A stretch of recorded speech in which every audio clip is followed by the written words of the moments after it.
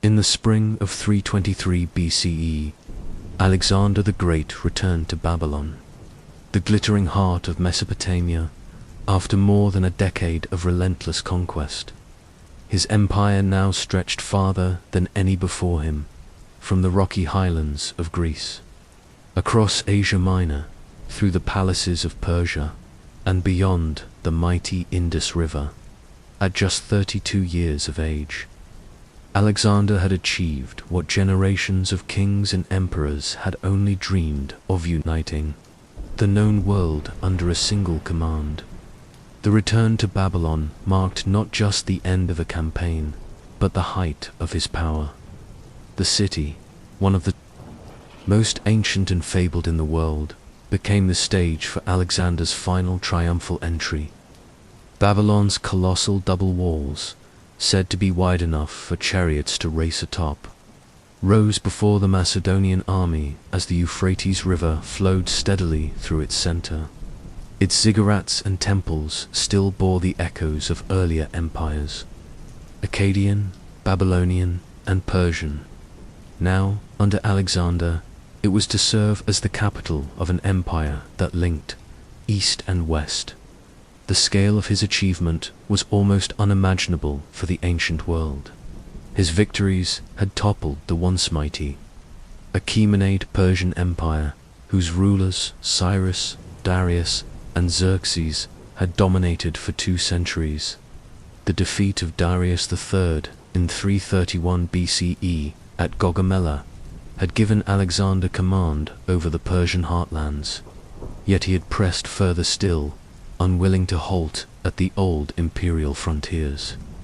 His armies crossed deserts, scaled mountains, and faced monsoon rains in India, defeating kings who had never even heard of Macedonia before his arrival. When he returned to Babylon, the city welcomed him not as a conqueror, but as a king. After the destruction of Persepolis, Babylon remained largely intact, and its people were spared the flames.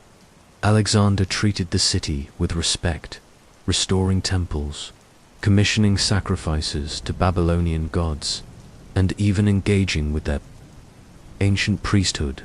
His willingness to adopt local customs made him stand apart from earlier invaders. To the Babylonians, he was not merely a foreign king, he was a ruler who understood the importance of their gods and traditions. The entry into Babylon was marked with celebrations unlike anything the empire had seen. Ancient sources describe how the streets were filled with cheering crowds, Macedonian soldiers marching proudly alongside Persian contingents, and ambassadors arriving from the farthest corners of the empire. Delegations from Greece, Egypt, Mesopotamia, and India converged on the city to pay tribute. Gifts flowed in gold, ivory, exotic animals, spices, and finely crafted weapons, symbols of the vastness of Alexander's dominion. This was not only a political spectacle, it was a moment of cultural fusion. Alexander had long envisioned a world where East and West would merge under his rule. He had already married Roxana, a Bactrian noblewoman, and later would arrange mass marriages between his generals and Persian women during the famous ceremony at Susa. Babylon, at this moment, became the living embodiment of that vision. Greek philosophers walked alongside Persian administrators.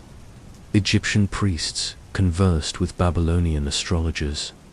The empire was no longer merely Macedonian, it was cosmopolitan. The aura surrounding Alexander at this point was near divine. To his soldiers, he was the undefeated general who had never lost a battle. To the Persians, he was the legitimate heir of Darius. In Egypt, he was hailed as the son of the god Amun, crowned as pharaoh at Memphis, and immortalized as a deity in the new city he had founded, Alexandria. Rumors spread that he was not only a king, but a demigod, born of Zeus himself. Alexander encouraged these associations, knowing that divine legitimacy was as powerful as military conquest in securing loyalty. Yet, beneath the glory of Babylon's celebrations lay the strains of conquest. His army had been campaigning for more than a decade, and though still loyal, many soldiers longed for home. They had marched thousands of miles, fought countless battles, and buried friends in foreign soil. The return to Babylon offered them a respite, but also uncertainty. Would Alexander finally allow them to settle and enjoy the spoils of victory, or would he press them onward into Arabia, Africa, or even beyond? For Alexander, rest was not the plan. His ambitions did not end at the Indus or the Persian Gulf. Ancient historians suggest he spoke of exploring Arabia, securing trade routes across the Indian Ocean, and perhaps even venturing into lands still unknown to the Greeks. Babylon was not an endpoint, was to be the launchpad for new campaigns. The city itself reflected his vision. Alexander ordered new construction projects, canals to improve irrigation, harbors along the Euphrates, and the restoration of Babylon, ancient ziggurats which had fallen into decay under Persian rule. He envisioned Babylon as a true imperial capital, a hub of administration, commerce, and culture at the crossroads of his empire. Among his companions, however, tensions simmered. The Macedonian generals, known as the Diadochi, were fiercely loyal to Alexander, but also deeply ambitious. Men like Ptolemy, Seleucus, Antipater, and Perdiccas had been with him since the early days in Greece. They had shared his victories, but also bore grudges over his adoption of Persian customs, his insistence on being treated as divine, and his attempts to merge Macedonian and Persian elites. Some saw this as a betrayal of the rugged, egalitarian traditions of their homeland. Still, for the moment, those disputes were overshadowed by triumph. Babylon, with its immense wealth and strategic position, became the center of Alexander's attention. He hosted festivals, games, and sacrifices, reinforcing his role as both conqueror and patron. The celebrations extended for weeks, and envoys from distant lands continued to arrive. It was said that even representatives from Carthage and Italy came to witness the splendor of Alexander's empire. This period in Babylon encapsulated the paradox of Alexander's reign. On the one hand, he was at the height of his glory, master of the known world, worshipped as a god, and feared by his enemies. On the other, the very scale of his ambition left the empire fragile. It was unified by his charisma and military genius, but beneath the surface, it depended on his presence alone. Without him, the rivalries among his generals, the resentments of conquered peoples, and the sheer geographic vastness of his domains threatened to tear it apart. As the celebrations continued, Alexander planned the next phase of expansion. He ordered preparations for a grand expedition into Arabia, intent on securing control over the wealthy trade networks of the peninsula. Shipbuilders were set to work along the Euphrates, assembling a massive fleet. Supplies were stockpiled, and scouts dispatched. The Conqueror had no intention of resting. The triumphal return to Babylon was, in truth, less a conclusion and more a fleeting moment of victory before new ambitions could be pursued. It was also the moment when Alexander stood closest to the divine image he had cultivated. To his followers, he was invincible. To his enemies, he was unstoppable. To history, this was the apex of his power. Within weeks, however, that aura of invincibility would begin to fade. The same city that celebrated his return would soon witness his mysterious decline. But in the spring of 323 BCE, as Babylon's gates opened to receive him, Alexander the Great was at his peak a conqueror. unmatched, a ruler of worlds, and a man who seemed destined for eternity. In the ancient world, no great event unfolded without the shadow of the divine. Victories and disasters, births and deaths, the rise of empires and their sudden collapse, all were believed to be guided by forces beyond mortal control. For Alexander the Great, who styled himself as favored by the gods, the final months of his life were surrounded by omens, prophecies, and eerie signs that foreshadowed his mysterious death in Babylon.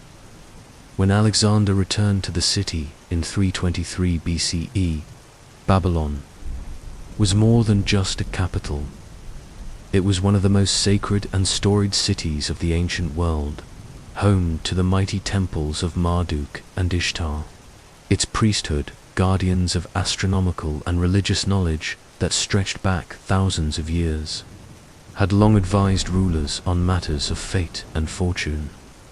For Alexander, whose belief in divine destiny had driven him from the mountains of Macedon to the edge of India, these voices carried weight, and as the celebrations of his return unfolded, the whispers of the gods seemed to grow louder.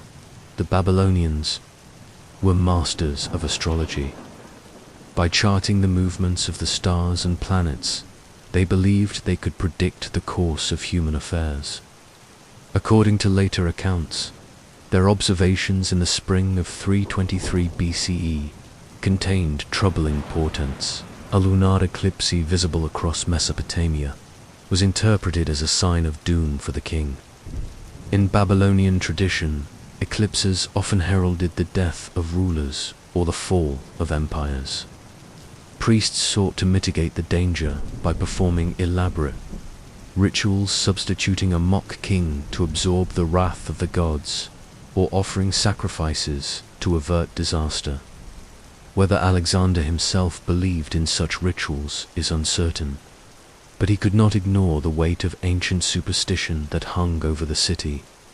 Other signs, too, were recorded by ancient writers.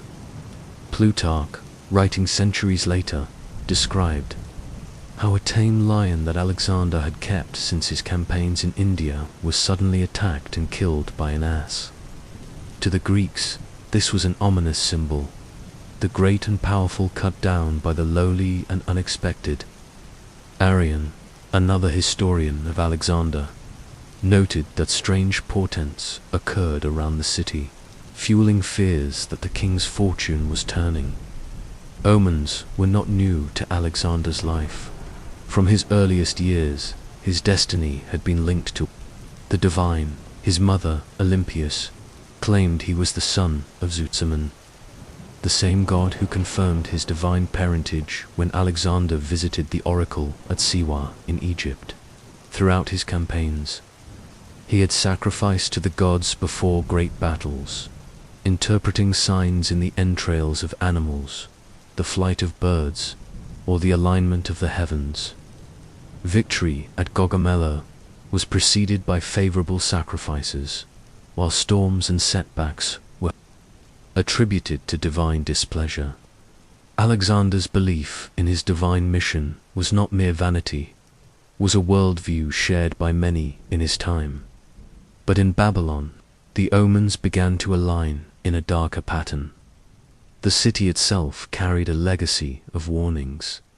When Xerxes, the Persian king, had plundered Babylon's temples nearly a century earlier, the priesthood declared that disaster would follow. For many Babylonians, Alexander's arrival was welcome, but his decision to rebuild temples and restore Babylon's sacred sites raised new questions. Was he a restorer of order, or a mortal daring to step into the realm of gods and kings who had long since passed? One of the most striking omens recorded involved the walls of Babylon. According to some sources, ravens or crows were seen fighting violently on the city's walls, falling dead into the river below. To ancient observers, such unnatural behavior among animals was a dire sign. The Greeks and Babylonians alike believed that the natural world mirrored the will of the gods. Disorder among animals meant disorder among men. There were also reports of inexplicable accidents that carried symbolic weight. A man, perhaps deranged, allegedly seated himself on Alexander's throne in the palace and refused to move when guards tried to remove him. In ancient thought, such an act was not merely an offense, it was an omen. Sitting on a king's throne, unbidden, was seen as a sign that fate had chosen a replacement. Alexander, when informed, ordered the man executed to avert the danger. Yet the incident spread whispers through the court. The presence of these signs created tension among Alexander's companions, his Macedonian officers, pragmatic soldiers, hardened by years of campaigning, often mocked or dismissed omens. But many were also deeply superstitious, raised in a culture where sacrifices and auguries guided decisions in war and politics. The Persians and Babylonians around Alexander were even more attuned to such matters. In this atmosphere, every accident, every strange occurrence, became loaded with meaning. Alexander himself was not immune to such fears. Despite his cultivated image of invincibility, he had shown deep respect for oracles and seers. Before crossing into Asia, he had visited Delphi, where the priestess declared him invincible. At Siwa, the oracle of Ammon had hailed him as divine. Even late in his campaigns, he continued to seek guidance from sacrifices before taking major actions. For a man who saw himself as chosen by the gods, the growing weight of unfavorable signs in Babylon could not be ignored. The omens also intersected with politics. Within the court, rival factions interpreted the signs to their advantage. Those who opposed Alexander's plans for new campaigns warned that the gods were signaling an end to conquest. Others, eager for further expansion, dismissed the warnings as irrelevant or exaggerated. The uncertainty only deepened the atmosphere of unease. Ancient cultures often recorded omens in hindsight, interpreting past events as inevitable and divinely guided. It is possible that many of the signs reported around Alexander's death were later embellishments, added by historians who sought to frame his end as part of a cosmic design. Yet their persistence in multiple traditions, from Greek biographers to Babylonian records, suggests that something unusual was indeed felt in Babylon that year. The sense of foreboding was not limited to the court. Among the rank and file of Alexander's army, rumors spread quickly. Soldiers who had once believed their king was invincible now whispered about the strange events in the city. The memory of past leaders who fell after ignoring divine warnings was strong in their minds. Even the most hardened veteran could not easily dismiss the thought that the gods might be turning against Alexander. Despite the unease, Alexander pressed forward with his plans. He continued to oversee preparations for the Arabian campaign, inspecting ships, reviewing troops, and issuing orders. Yet the shadow of the omens remained. Each day seemed to bring new whispers of fate, new reminders that even the greatest conqueror was not beyond the reach of the divine dot. In the grand sweep of his career, Alexander had often interpreted the will of the gods as aligning with his own ambition. In Babylon, for the first time, the signs appeared to resist him. Whether by coincidence, political manipulation, or genuine belief, the city became a stage where fate itself seemed to murmur of his mortality. For his companions, the omens were a warning. For his enemies, they were a source of hope. And for history, they became part of the enduring mystery of his death. The conqueror at his peak, surrounded by glory. was now also encircled by whispers of the gods' whispers that grew louder with each passing day, foreshadowing the dramatic fall that would soon follow. When Alexander entered Babylon in 323 BCE, he did not merely walk into a city, he stepped into one of the most ancient centers of civilization, layered with centuries of conquest, myth, and power. To the world, Babylon was not just another stronghold, was a symbol. Founded nearly 2 millennia earlier, it had been the heart of Mesopotamian culture, the seat of Hammurabi's laws, the stage for Nebuchadnezzar's eyes-hanging gardens, and later, a prized jewel in the crown of the Achaemenid Persian kings. By the time Alexander arrived, it was a city both ancient and vibrant, filled with wealth, superstition, and intrigue. At its center stood the royal palace, an immense complex inherited from the Persian kings, unlike the rugged fortresses of Massacre or the Greek-style towns along the Aegean. This palace reflected the grandeur of Mesopotamian and Persian traditions. High walls of baked brick enclosed courtyards, gardens, and reception halls. Columns painted in vivid colors supported lofty ceilings, while the air smelled of incense and spices brought from the east. For Alexander, this palace became both residence and headquarters, a place where triumph and celebration were interwoven with suspicion and uncertainty. The palace was not merely a home, it was a hub of politics.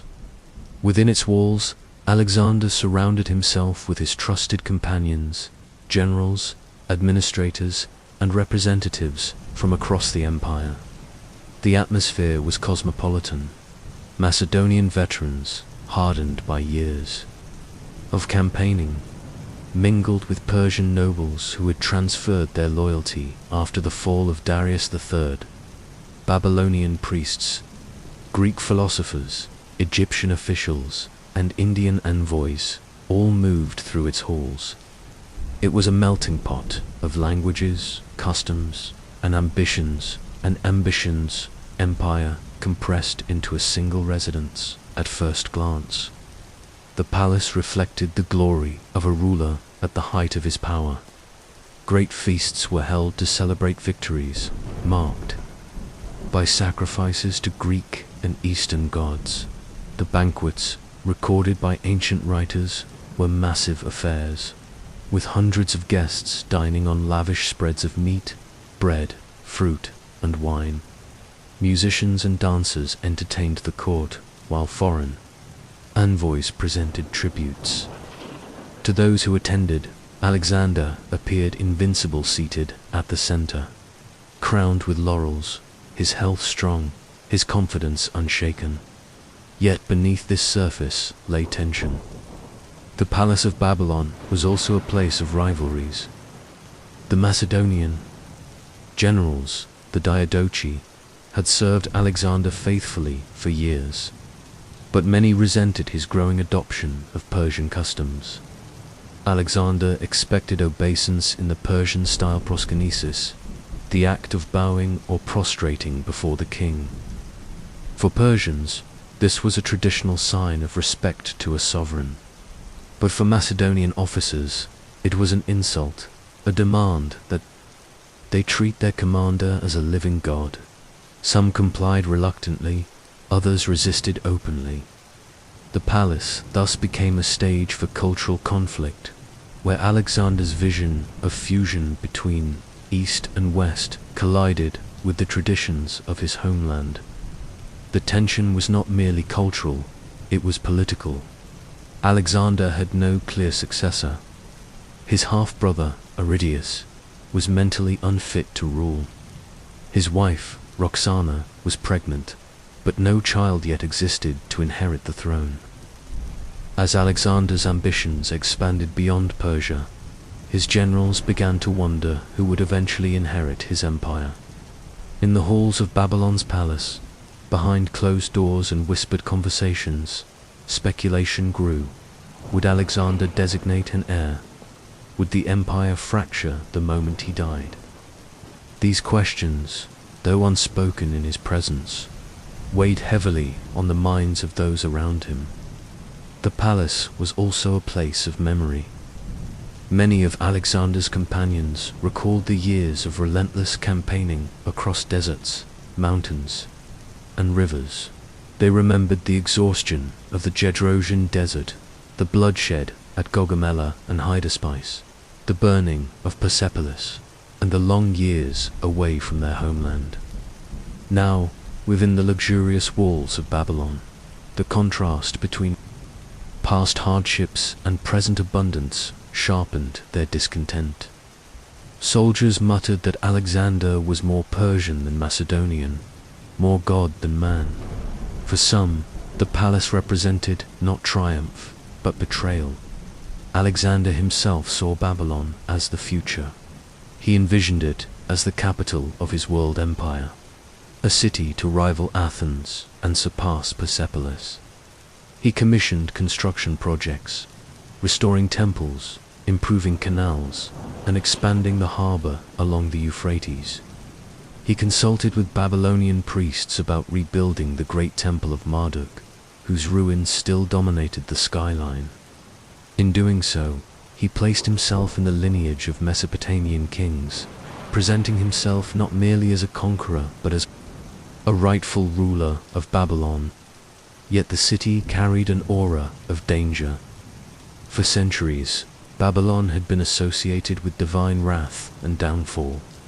Xerxes had suffered rebellion here, and later rulers faced curses from its priesthood when they neglected its temples. To many Babylonians, Alexander's arrival was both a promise and a threat.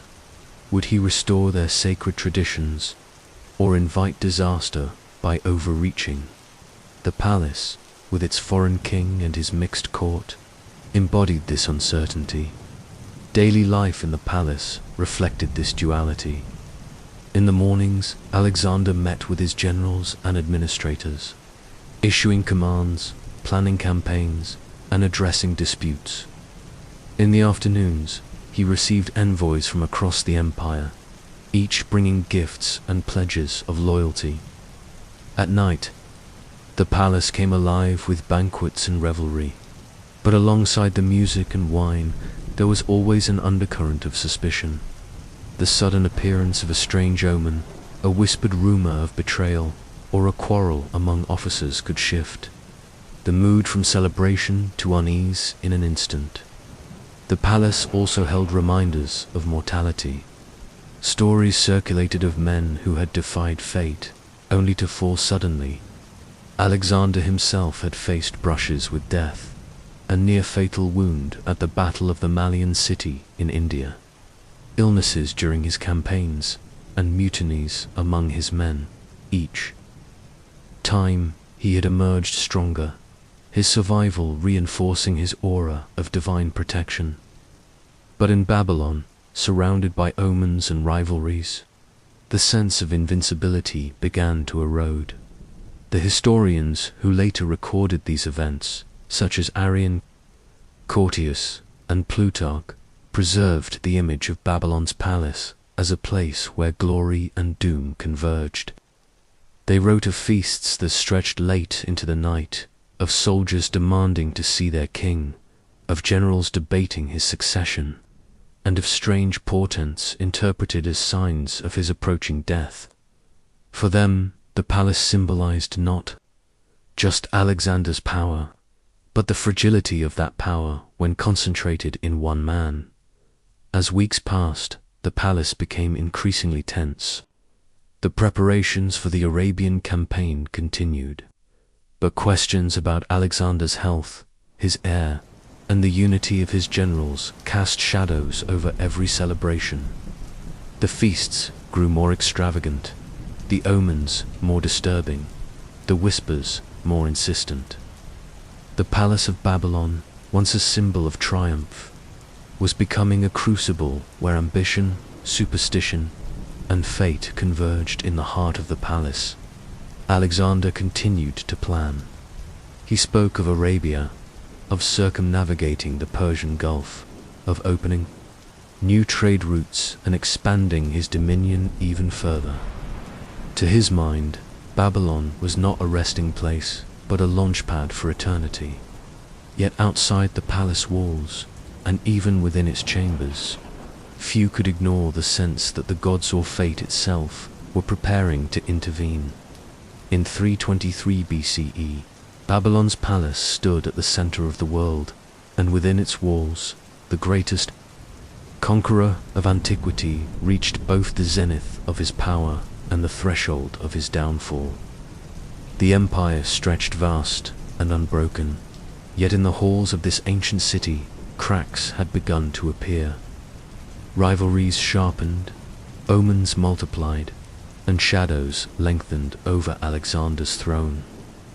What appeared on the surface as triumph concealed the first signs of an empire about to unravel. In late May of 323 BCE, the Palace of Babylon came alive for what would later be remembered as one of the most fateful feasts in history. The occasion was not unusual. Banquets had long been central to Alexander's rule, serving as moments of celebration, diplomacy, and spectacle. Yet this final gathering, recounted differently by ancient historians, has since become the focus of suspicion, speculation, and mystery. Was it simply another night of excess, or the beginning of the conqueror's end? The banquet took place within the royal palace, likely in one of its vast audience halls. Long tables were lined with dishes of roasted meats, fruits, breads, and delicacies from across the empire. Servants poured wine into golden and silver vessels, while musicians and dancers entertained the guests.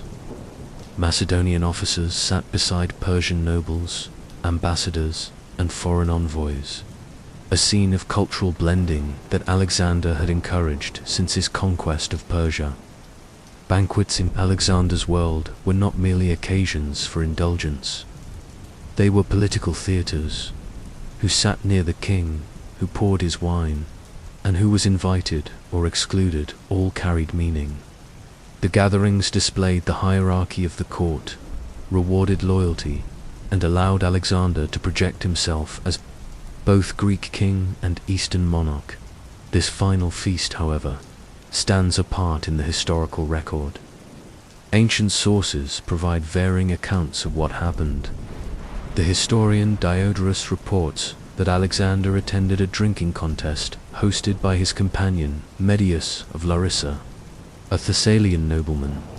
Others, such as Plutarch, describe a grand banquet where excessive drinking took place.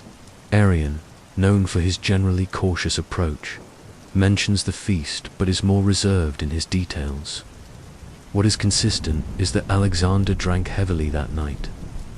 Accounts suggest he consumed large quantities of unmixed wine, a practice associated with displays of strength and bravado.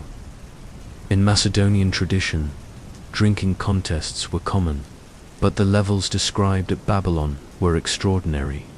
Plutarch claims that Alexander consumed a bowl containing over 6 liters of wine, though such numbers may be exaggerated. Still, it is clear that the night involved indulgence on a massive scale. The most dramatic version of events comes from the so-called royal diaries, a now lost source cited by later writers. According to this tradition, Alexander drank deeply, then suddenly cried out in pain as if struck by a spear in his side. He was carried to his chambers, feverish and unable to rise the next day. This vivid account fueled later theories of poisoning, suggesting that someone slipped a lethal substance into his wine, triggering the mysterious illness that followed. Yet other historians present a less dramatic picture.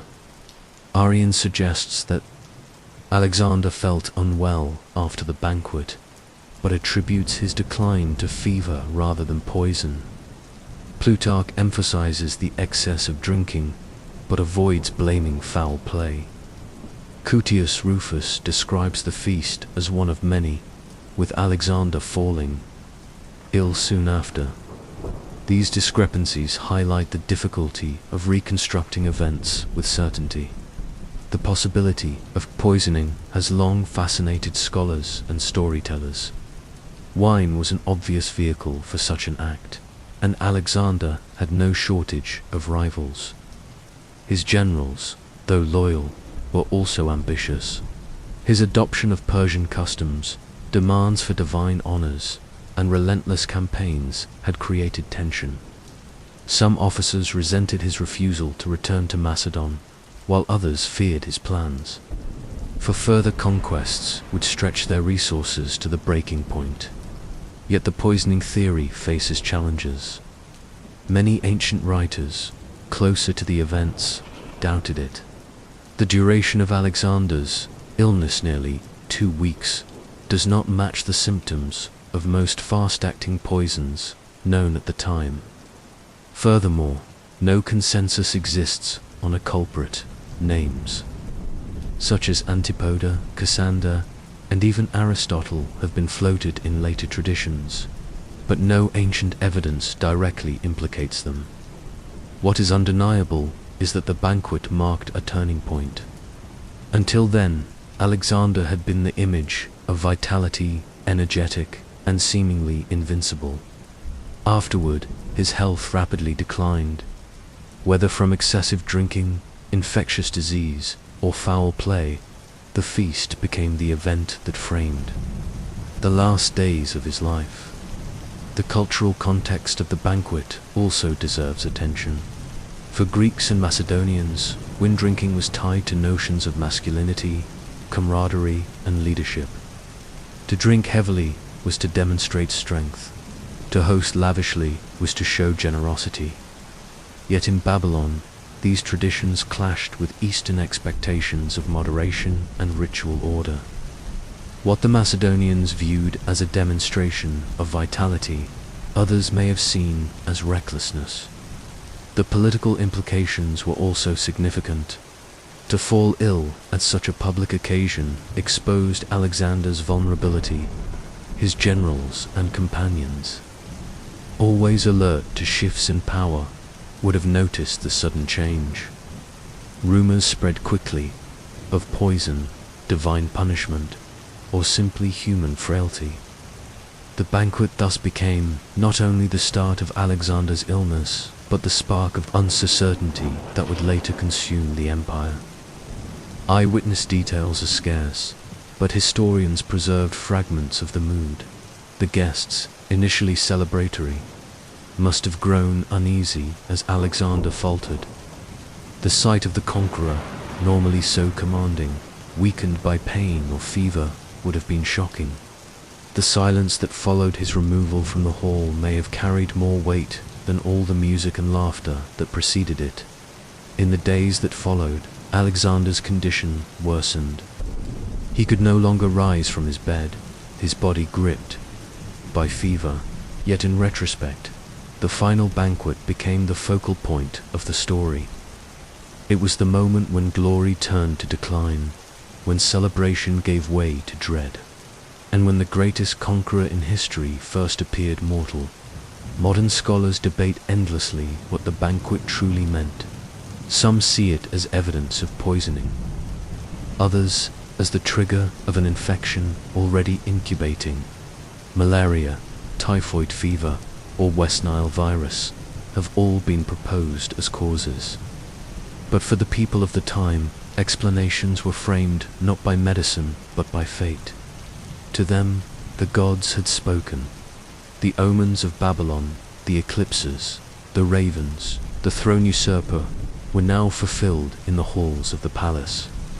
Thus, the final banquet was remembered not merely as an evening of revelry, but as a moment of cosmic significance. The king who had united Greece, conquered Persia, and marched to India was struck down not on the battlefield but at a table of wine. For ancient audiences, the symbolism was profound. The mighty brought low not by armies but by the invisible. Will of the divinor by the betrayal of those closest to him in Babylon. The palace that had once echoed with music now filled with whispers. The feast that celebrated empire had become the event that began its unraveling. And in the memory of history, the image of Alexander at his final banquet remains indelible, a conqueror at the height of his glory, unknowingly dining on the threshold of death. After the banquet, in late May of 323 BCE, the tone inside Babylon's palace shifted dramatically. The conqueror, who had seemed untouchable now, lay weakened, confined to his bed. What began as discomfort quickly grew into a fever that refused to relent. For nearly 2 weeks, Alexander the Great, once the embodiment of energy and ambition, slipped further into illness. His companions powerless to halt the decline. Ancient sources give us fragments of this final struggle. The so-called royal diary, a record kept by officials close to Alexander, describes the day-by-day progression of his sickness. While historians debate its accuracy, it remains one of the most detailed accounts of his last days. Plutarch, Arrian, Diodorus, and Curtius, Rufus all preserved versions of these reports. And though they differ in details, they paint a common picture. A man burning with fever, growing weaker with each passing day, yet remaining mentally alert. Almost to the end, the illness began shortly after the final feast. On the first day, Alexander complained of pain and fatigue, but he continued to drink and converse with his companions. By the second day, his fever intensified. Despite his condition, he still gave orders for military preparations. He inspected ships being constructed along the Euphrates for his planned Arabian expedition. Though he had to be carried in a litter by the 3rd and 4th days, the fever showed no signs of breaking. Alexander could no longer rise unaided, and his body weakened visibly. Yet he refused to abandon his duties. According to Arrian, he continued to issue commands, summon generals, and review military reports. Even as sweat poured from his body and his strength faded, the persistence of the fever alarmed those around him. In the ancient world, sudden illnesses were often interpreted as signs of divine displeasure or human treachery. The memory of the omens in Babylon, the lunar eclipse, the throne usurper, the ravens on the walls now seemed chillingly relevant. Soldiers whispered that the gods had abandoned their king, while others suspected poison. By the 5th day, Alexander was too weak to appear in public. He confined himself to his chambers, surrounded by physicians and attendants. His doctors, whose names are mostly lost to history, tried various remedies, cooling compresses, herbal mixtures, and prayers to the gods. Yet their efforts had little effect. Ancient medicine was ill-equipped to treat the infections or fevers that plagued Mesopotamia. The fever grew worse. Each day, Alexander's body weakened, though his mind remained sharp. Reports suggest he continued to speak with his officers, issuing instructions for sacrifices and rituals, perhaps seeking divine favor to recover. But as his strength declined, his voice grew fainter. By the 7th and 8th days, panic spread through the court. Generals and companions, long accustomed to Alexander's vigor, now saw him bedridden and frail. They gathered in whispered councils, debating what his illness meant. Without a clear heir, the empire's future was uncertain. Should Alexander die, would his generals remain united, or would the empire fracture into chaos? The fever was not only a physical threat to Alexander, but a political crisis for the empire. On the 9th and 10th days, the fever worsened still. According to Curtius Rufus, Alexander was unable to move or speak clearly, though his mind remained conscious. The soldiers, restless and anxious, demanded to see their king. For them, the sight of Alexander was as important as his commands. His presence on campaign had always inspired them, and without it, morale collapsed. In one of the most poignant scenes of antiquity, Alexander granted their request. Too weak to rise, he was placed on a couch and carried to the palace entrance. Thousands of soldiers filed past in silence, many weeping as they looked upon their king. Unable to speak, Alexander raised his hand weakly in acknowledgement. This final farewell between conqueror and army left an indelible mark on history. By the 11th and 12th days, Alexander's condition was dire. His fever showed no sign of breaking, and his strength dwindled to nothing. The palace grew heavy, with silence broken only by the murmurs of generals and the cries of soldiers outside. Rumors of poison resurfaced, fueled by the unusual length of his illness. Yet to many, the fever appeared natural, the result of disease rather than conspiracy. Modern historians and medical experts have debated the nature of Alexander's illness. The descriptions of prolonged high fever, abdominal pain, and gradual decline have led to various theories. Malaria, endemic in Mesopotamia, is one possibility. Typhoid fever, spread through contaminated water, is another. Some suggest viral encephalitis or West Nile virus. Others maintain the possibility of poisoning, though most agree that the symptoms fit disease more than toxins. Regardless of cause, the impact was the same. The once vigorous king, who had marched armies across continents, now lay helpless in his chamber. His generals watched helplessly, uncertain of whether to hope for recovery or prepare for succession. His soldiers prayed and wept outside the palace gates, refusing to accept that their king could be mortal. On the 13th day, Alexander's condition worsened further. The royal diary reports that he was speechless, though still conscious. His companions gathered around him, desperate for a final word or gesture. When asked to whom he left his empire, Alexander allegedly whispered to the strongest. Whether he truly said this, or whether it was later invented by his successors, remains a subject of debate. What is certain is that no clear heir was named, leaving the empire vulnerable to division. The fever never broke. By the 14th day, Alexander was near death. His breathing grew shallow, his body cold despite the heat of Babylon. The generals waited in silence, the soldiers outside wailed, and the city braced for the inevitable. The greatest conqueror of the ancient world, undefeated in battle, lay dying not by the sword but by an invisible enemy. On June 10th or 11th 323 BCE, Alexander the Great died in the palace of Babylon. His fever had finally consumed him. He was just 32 years old. The death of Alexander was more than the end of a man, it was the unraveling of an empire. Yet the image of his final days, the conqueror burning with fever, acknowledging his soldiers one last time, became etched into memory.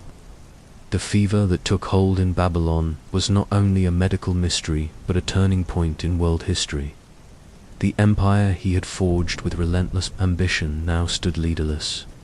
The soldiers who had marched across Asia wept in disbelief, and the generals who had once followed him without question now prepared to carve his legacy into pieces. The fever that struck Alexander was in many ways the first crack in the foundation of his empire. What disease could not explain, history interpreted as fate. For the people of his time, the illness was divine judgment, the fulfillment of omens, or perhaps betrayal from within. For us, it remains one of history's greatest enigmas. The conqueror who seemed destined for eternity had been brought low by fever, and with his final breath, the world he created stood at the brink of chaos. As Alexander's fever deepened in Babylon during those final 2 weeks of 323 BCE, the silence in his chamber was matched by growing unease in the corridors outside. For more than a decade, the king's presence had been the glue that held together a vast, diverse empire stretching from Greece to the Indus River. Now, confined to his bed, Alexander could no longer command in person. And as he weakened, the eyes of his generals, his companions in conquest, turned not only to their king, but to the uncertain future of the empire he had built. These men, known to history as the Diaduchi, or successors, had marched with Alexander across continents. They had led phalanxes into battle, governed provinces, and overseen garrisons. They had tasted both glory and hardship at his side. Yet they were also ambitious men, hardened by war and eager for power. With Alexander's life visibly slipping away, they found themselves in a dangerous position, loyal to their king, but already imagining the world without him. Among them was Perdiccas, one of Alexander's closest companions. A trusted bodyguard and officer, Perdiccas had risen quickly in rank, and during the final illness, he was entrusted with Alexander's signet ring, an unmistakable sign of authority. His possession of this symbol would later place him at the center of the succession crisis. But in these final days, Perdiccas walked a delicate line between serving his ailing king and positioning himself for what came next. Nearby was Ptolemy, another veteran and childhood companion of Alexander. Ptolemy had fought at Issus, Gaugamela, and in India, and had proven himself both loyal and pragmatic.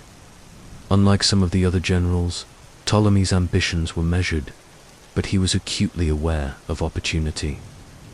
The empire's size made central control difficult, and Ptolemy understood that whoever held Alexander's body and the symbolism it carried would wield immense power.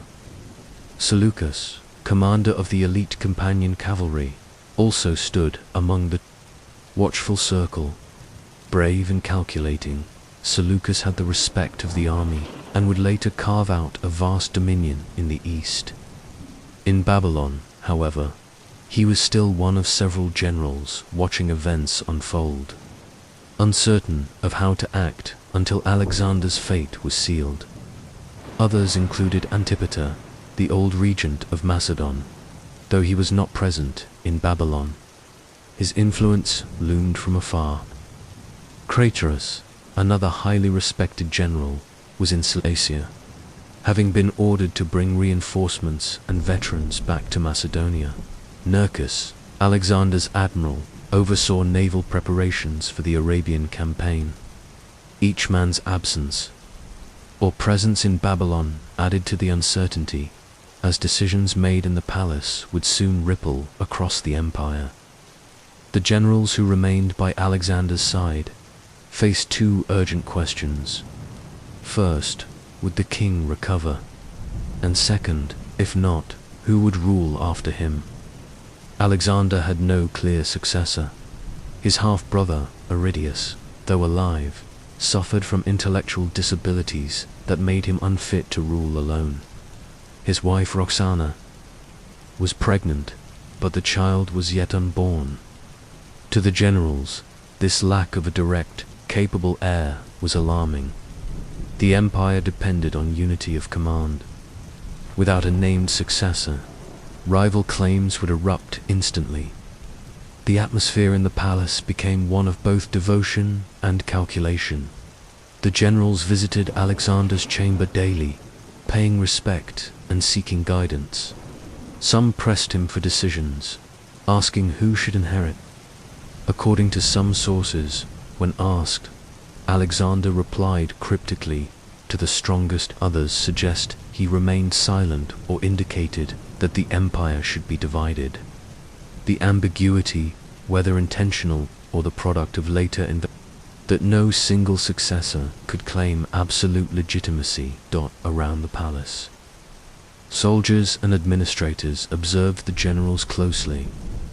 Babylon's corridors were filled with whispers of poison, of succession, of divine punishment. The generals' every gesture was scrutinized.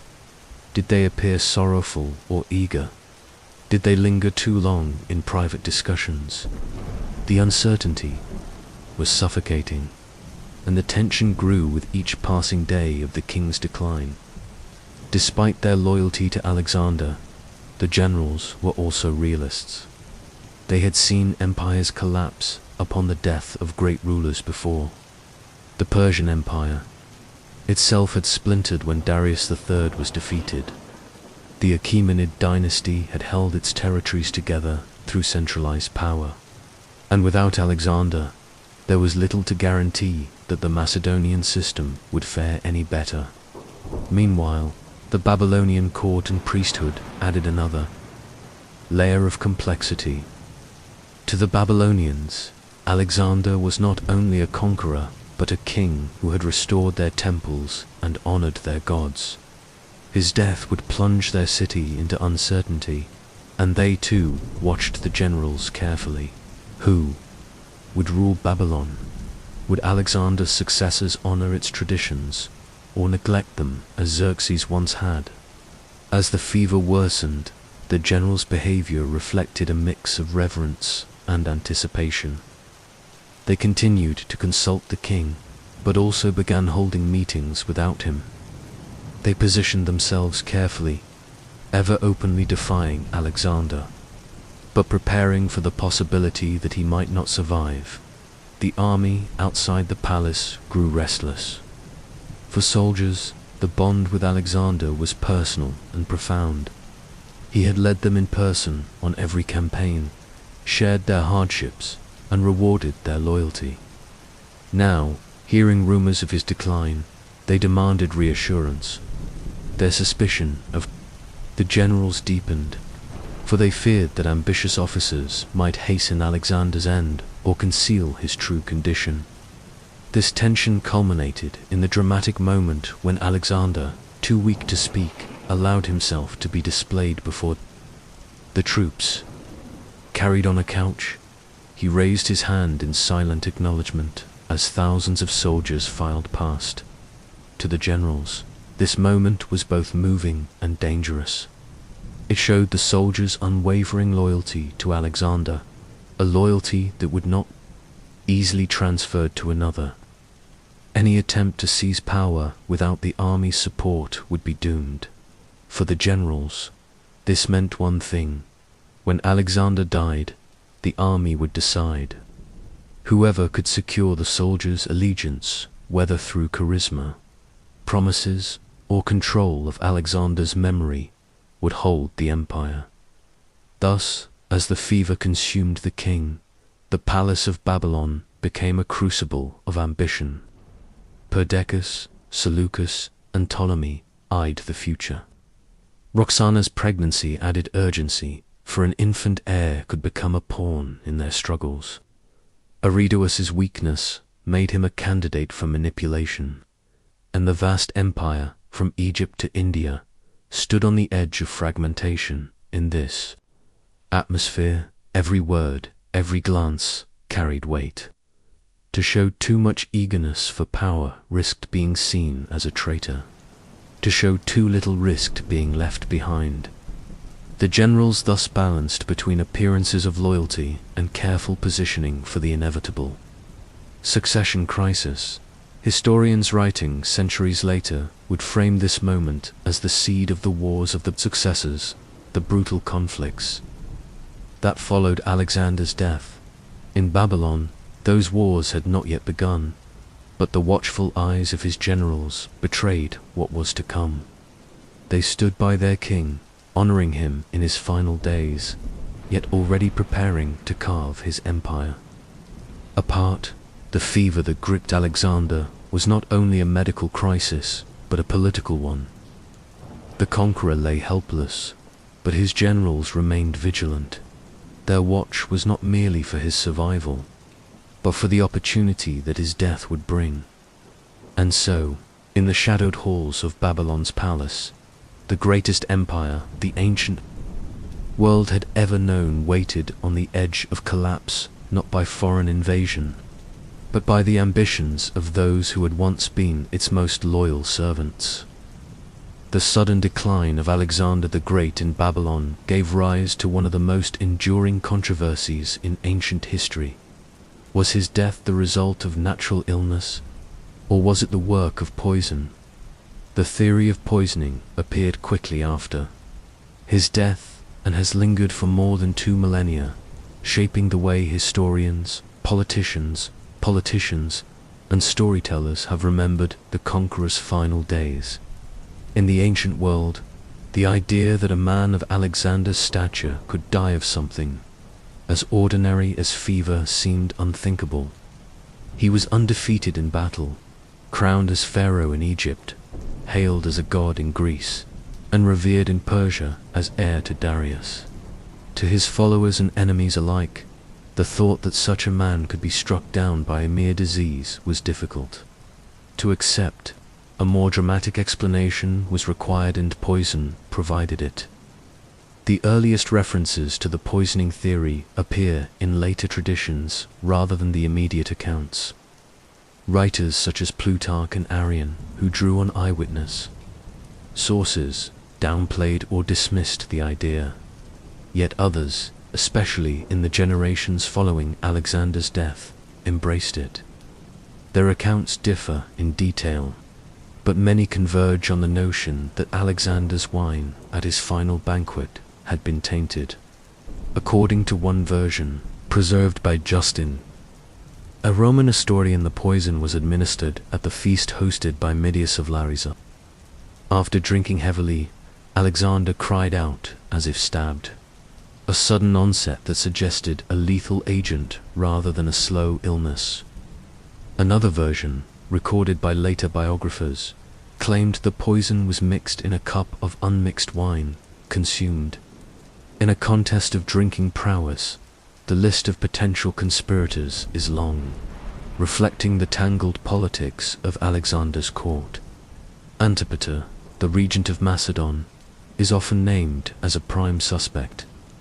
Once a trusted ally, Antipater had grown estranged from Alexander. Reports suggest that the king had summoned him to Babylon to answer charges of mismanagement. Instead of coming, Antipater allegedly sent his son Cassandra, a figure later remembered for his hostility to Alexander's memory. Some traditions claim that Antipater, fearing his downfall, arranged the poisoning through his sons. Others implicated Alexander's own companions. Midias, as host of the banquet, was an easy target for suspicion. As a close friend of Alexander, he had opportunity, though no concrete evidence links him to betrayal. Some versions even implicated Aristotle, Alexander's former tutor, suggesting he provided the poison in revenge for the death of his nephew Callisthenes, a historian executed years earlier on Alexander's orders. Such accusations, however, seem more like later inventions than contemporary reports. The poison itself was described in contradictory ways. Some sources spoke of a lethal draught distilled from the waters of the river Styx in Arcadia, believed by the Greeks to be so toxic that it corroded any vessel it touched. Others mentioned common poisons of the ancient world, aconite, hemlock, or arsenic. Yet the difficulty lies in the medical evidence. Alexander's illness, as described in the royal diaries and other accounts, lasted nearly 2 weeks. Most poisons available in antiquity would have acted far more quickly, killing within hours or days. This has led many modern historians to reject the poisoning theory. Prolonged fever, progressive weakness, and eventual organ failure suggest infection rather than poison. Diseases such as typhoid fever or malaria, both endemic to Mesopotamia, fit the timeline more closely. Nevertheless, the suspicion of poisoning persisted because it resonated with the political context of Alexander's final days. The generals had much to gain. Without a clear heir, the empire's future depended on who seized authority first. Poison, in this light, could be seen as a calculated move to remove a king whose ambitions new campaigns into Arabia and beyond threatened to exhaust both soldiers and resources. Some companions may have feared that Alexander's growing adoption of Persian customs would erode Macedonian traditions and their own status. For them, his death might have seemed less a crime than a necessity. Yet to accuse the generals directly requires evidence that does not exist. Ancient historians were divided. Arrian, writing in the 2nd century CE, dismissed the poisoning claim as unworthy of belief, noting that none of the earliest eyewitness sources supported it. Plutarch admitted the theory, but cautioned that it lacked credibility. Only later authors, writing in a more sensational style, gave it prominence. Still, the narrative of poisoning carried symbolic power. To the Greeks, it echoed themes of betrayal, familiar from tragedy, the great man undone, not by enemies on the battlefield, but by treachery among his closest companions. To others, it provided a moral lesson. Excessive ambition invites conspiracy, and rulers who reach too far may fall at the hands of their own. The endurance of the theory can also be traced to the wars that followed Alexander's death. The empire quickly fractured, and his generous Perdiccas, Ptolemy, Seleucus, Antigonus, and others fought for supremacy. Each faction sought legitimacy, often by rewriting the memory of Alexander's final days. To accuse rivals of poisoning the king became a way of tarnishing their reputations. Cassander, in particular, bore the weight of suspicion, as he not only survived the succession struggles, but later ordered the execution of Alexander's widow, Roxana, and his son. Such actions reinforced the image of a man ruthless enough to have poisoned the king himself. Modern medical investigations add another dimension. Scholars analyzing Alexander's symptoms, prolonged fever, abdominal pain, and progressive weakness, find little support for poison. Some have suggested rare toxins that might act slowly, but no known substance matches the detailed reports. Instead, natural causes such as typhoid, malaria, or viral encephalitis remain more plausible. Still, the absence of certainty ensures that the poisoning theory remains alive, suspended between history and legend. The question, then, is not simply whether Alexander was poisoned, but why so many believed it. The answer lies in the intersection of politics, superstition, and memory. To those who watched him die, the conqueror's decline seemed unnatural. To his soldiers, his death was a betrayal of destiny. To his rivals, the theory provided both explanation and opportunity. What is certain is that the suspicion of poison changed the atmosphere in Babylon. As Alexander lay dying, his generals looked upon one another with wary eyes. If one of them had struck the blow, none could be trusted. Even if none were guilty, the suspicion itself was corrosive, undermining unity at the very moment the empire needed it most. The poison theory, whether fact or fiction, thus shaped the course of history. It added an air of treachery to Alexander's final days, casting shadows over his companions and fueling the conflicts that followed. For later generations, it transformed his death from a medical mystery into a drama of betrayal, elevating his story into the realm of legend. And so, the conqueror's fever in Babylon remains one of history's great enigmas. Was it the bite of disease, the hand of the gods, or the cup of poison passed in silence at his final banquet? The sources leave us with no certainty, but the enduring suspicion, whispered in the halls of the palace and repeated through centuries of storytelling, ensures that Alexander's death will forever be haunted by the shadow of poison. If the poisoning stories have long captured imagination, the more plausible explanation for Alexander's death lies in illness. Ancient Babylon, where he died in June 323 BCE, was a city of wealth and power, but also one of disease and danger. The marshes of Mesopotamia, the heat of early summer, and the stagnant waters around the Euphrates created an environment ripe for infections. Fever, dysentery, and epidemics were common, and even the strongest men could be struck down. To consider the illness theory is to examine both the ancient accounts of his decline and the modern medical interpretations that have sought to explain one of history's greatest mysteries. The earliest surviving narratives, such as the fragments of the royal diaries, describe Alexander's symptoms with unusual detail. After the banquet at the house of Medius, he developed pain and fever, which intensified over the following days. For nearly 2 weeks he grew weaker, though his mind remained sharp. He continued to issue commands, supervise preparations for the Arabian campaign, and meet with his generals, but he was increasingly confined to his bed. As the fever worsened, he struggled to move or speak. By the end, he was unable to rise, though he acknowledged his soldiers when they filed past him in silent farewell.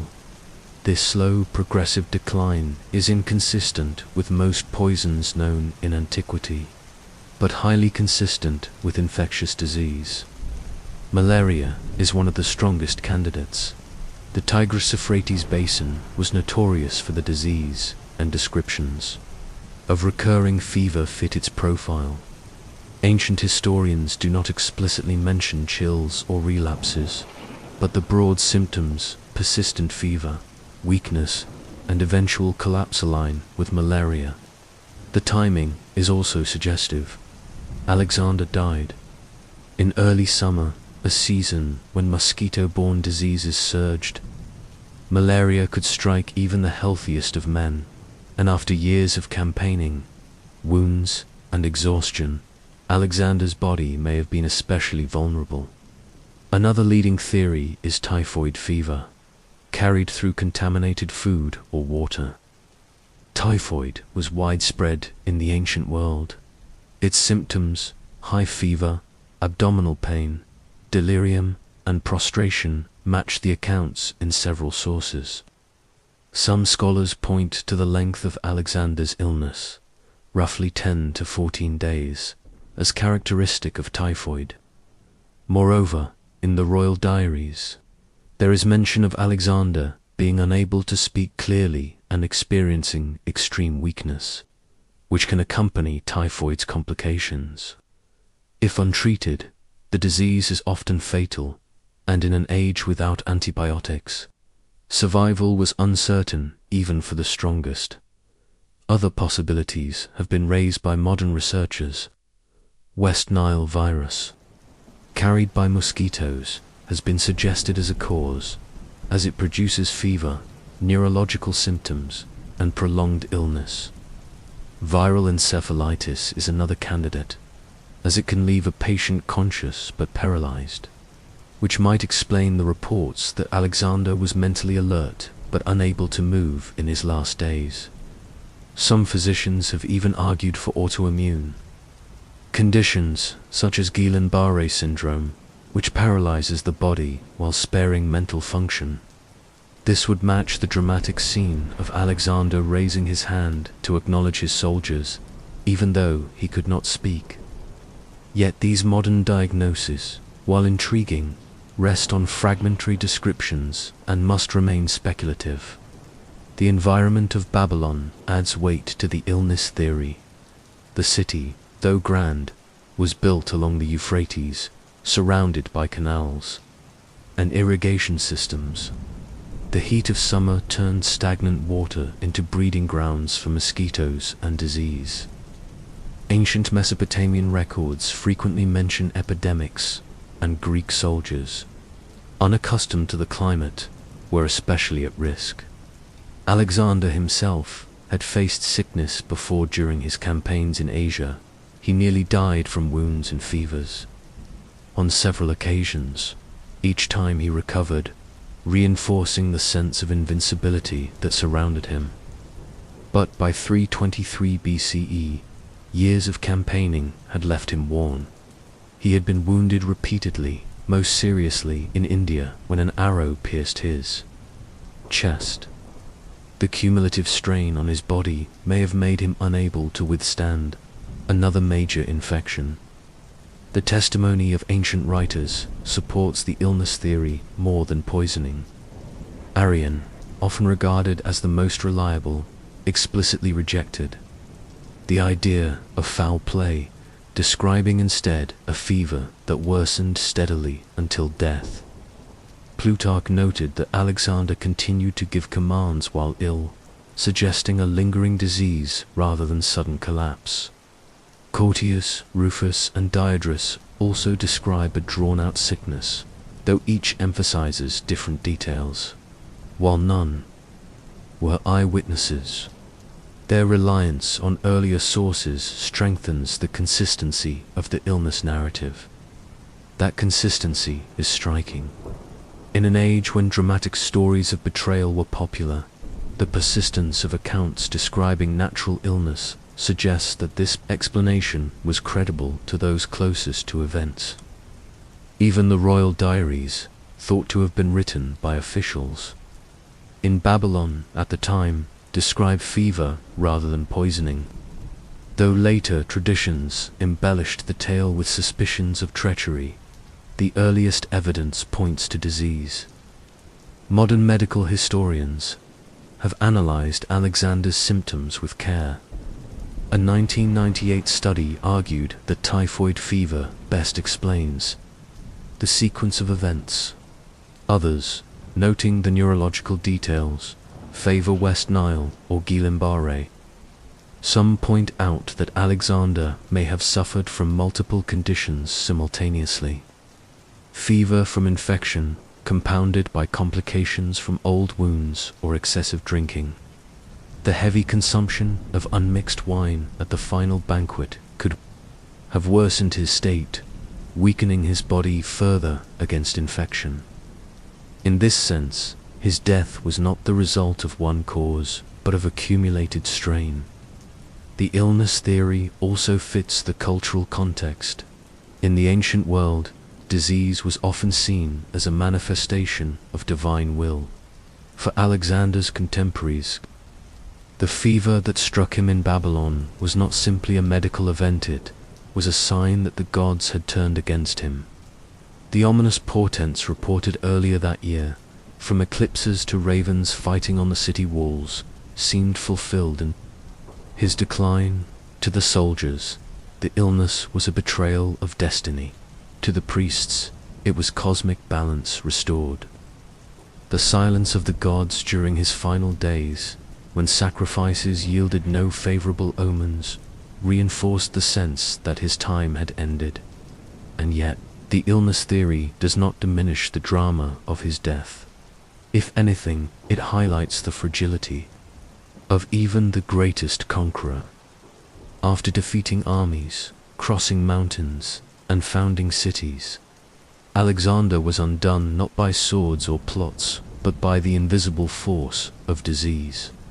His body, pushed to its limits by years of relentless campaigning, could not withstand the assault. This reality underscores the humanity of a man who had seemed divine. His end was not a clash of armies, but a battle within his own body, a battle even he could not win. The illness theory also explains why his death caused such immediate political chaos. Poison would have pointed to a culprit, perhaps uniting the empire in pursuit of justice. Illness, by contrast, left no enemy to blame, only uncertainty. His generals, faced with a leader cut down by fate, turned quickly to their own ambitions. The lack of a clear succession plan, combined with the natural death of the king, left a vacuum no one could fill. In the end, The illness theory remains the most persuasive. While the allure of poison lingers in legend, the steady progression of symptoms, the environment of Babylon, and the testimony of ancient sources point toward disease. Whether malaria, typhoid, or another fever, the cause was natural, not conspiratorial. But for history, the result was the same. Alexander the Great, undefeated in battle, was defeated by illness. His death reshaped the ancient world, unleashing wars that fractured his empire and scattering his legacy across generations. The story of his final sickness is a reminder that even the mightiest are vulnerable to forces beyond their control. In Babylon, the conqueror who had marched across continents could not march out of his bed. His fever burned not just through his body, but through the empire he left behind. And though his death may have been the result of disease, the mystery that surrounded it ensured that he lived on in legend, his final days forever debated, his mortality forever entwined with myth. Throughout his life, Alexander the Great believed himself chosen by the divine. From his earliest victories to his campaigns in distant lands, signs and omens had always seemed to favor him. He had consulted the oracle of Delphi, where the priestess hailed him as invincible. At the shrine of Zusammon in Siwa, he was greeted as the son of a god. Before battles, sacrifices often revealed auspicious signs. To his soldiers and subjects, Alexander appeared as a man guided and protected by higher powers. Yet in Babylon, as his fever burned and his body weakened, the gods who had once seemed ever-present now fell silent. For the first time, Alexander faced mortality without reassurance from the divine. The priests, seers, and astrologers who had long interpreted the will of the heavens offered little comfort. The rituals continued, but the signs were ominous, ambiguous, or absent altogether. In those final days, the silence of the gods became louder than any prophecy. The ancient world was steeped in religion. Every action of a ruler, from waging war to founding a city, was performed with the approval or, at least the appearance of approval of the gods. Alexander understood this better than most.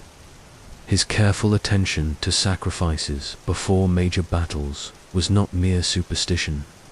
It was a way of legitimizing his actions and reassuring his men. Victory was not just the result of strategy or courage, it was proof of divine favor. During the march across Asia, Alexander's success seemed to confirm this belief. At Issus, at Gaugamela, and at Hydaspes, the gods appeared to bless his cause. His survival of near-fatal wounds, his triumphs over overwhelming odds, and his ability to inspire loyalty all reinforced the sense that he was more than mortal. Even his harshest critics could not deny that fortune favored him. But in Babylon, the pattern broke. The omens turned dark. The lunar eclipse observed earlier that year was read as a warning of doom for kings. The strange behavior of animals, the lion killed by an ass, the ravens fighting on the city walls, was interpreted as signs of disorder. The man who sat unbidden on Alexander's throne, executed as a dangerous portent, left a lingering sense of foreboding. When illness struck the king himself, many saw it as the ultimate expression of divine displeasure. The priests of Babylon, steeped in traditions that stretched back to Sumerian times, may have offered rituals to avert disaster. Substitute kings, sacrifices, and prayers were common attempts to divert the wrath of the heavens. Yet if such measures were performed, they failed.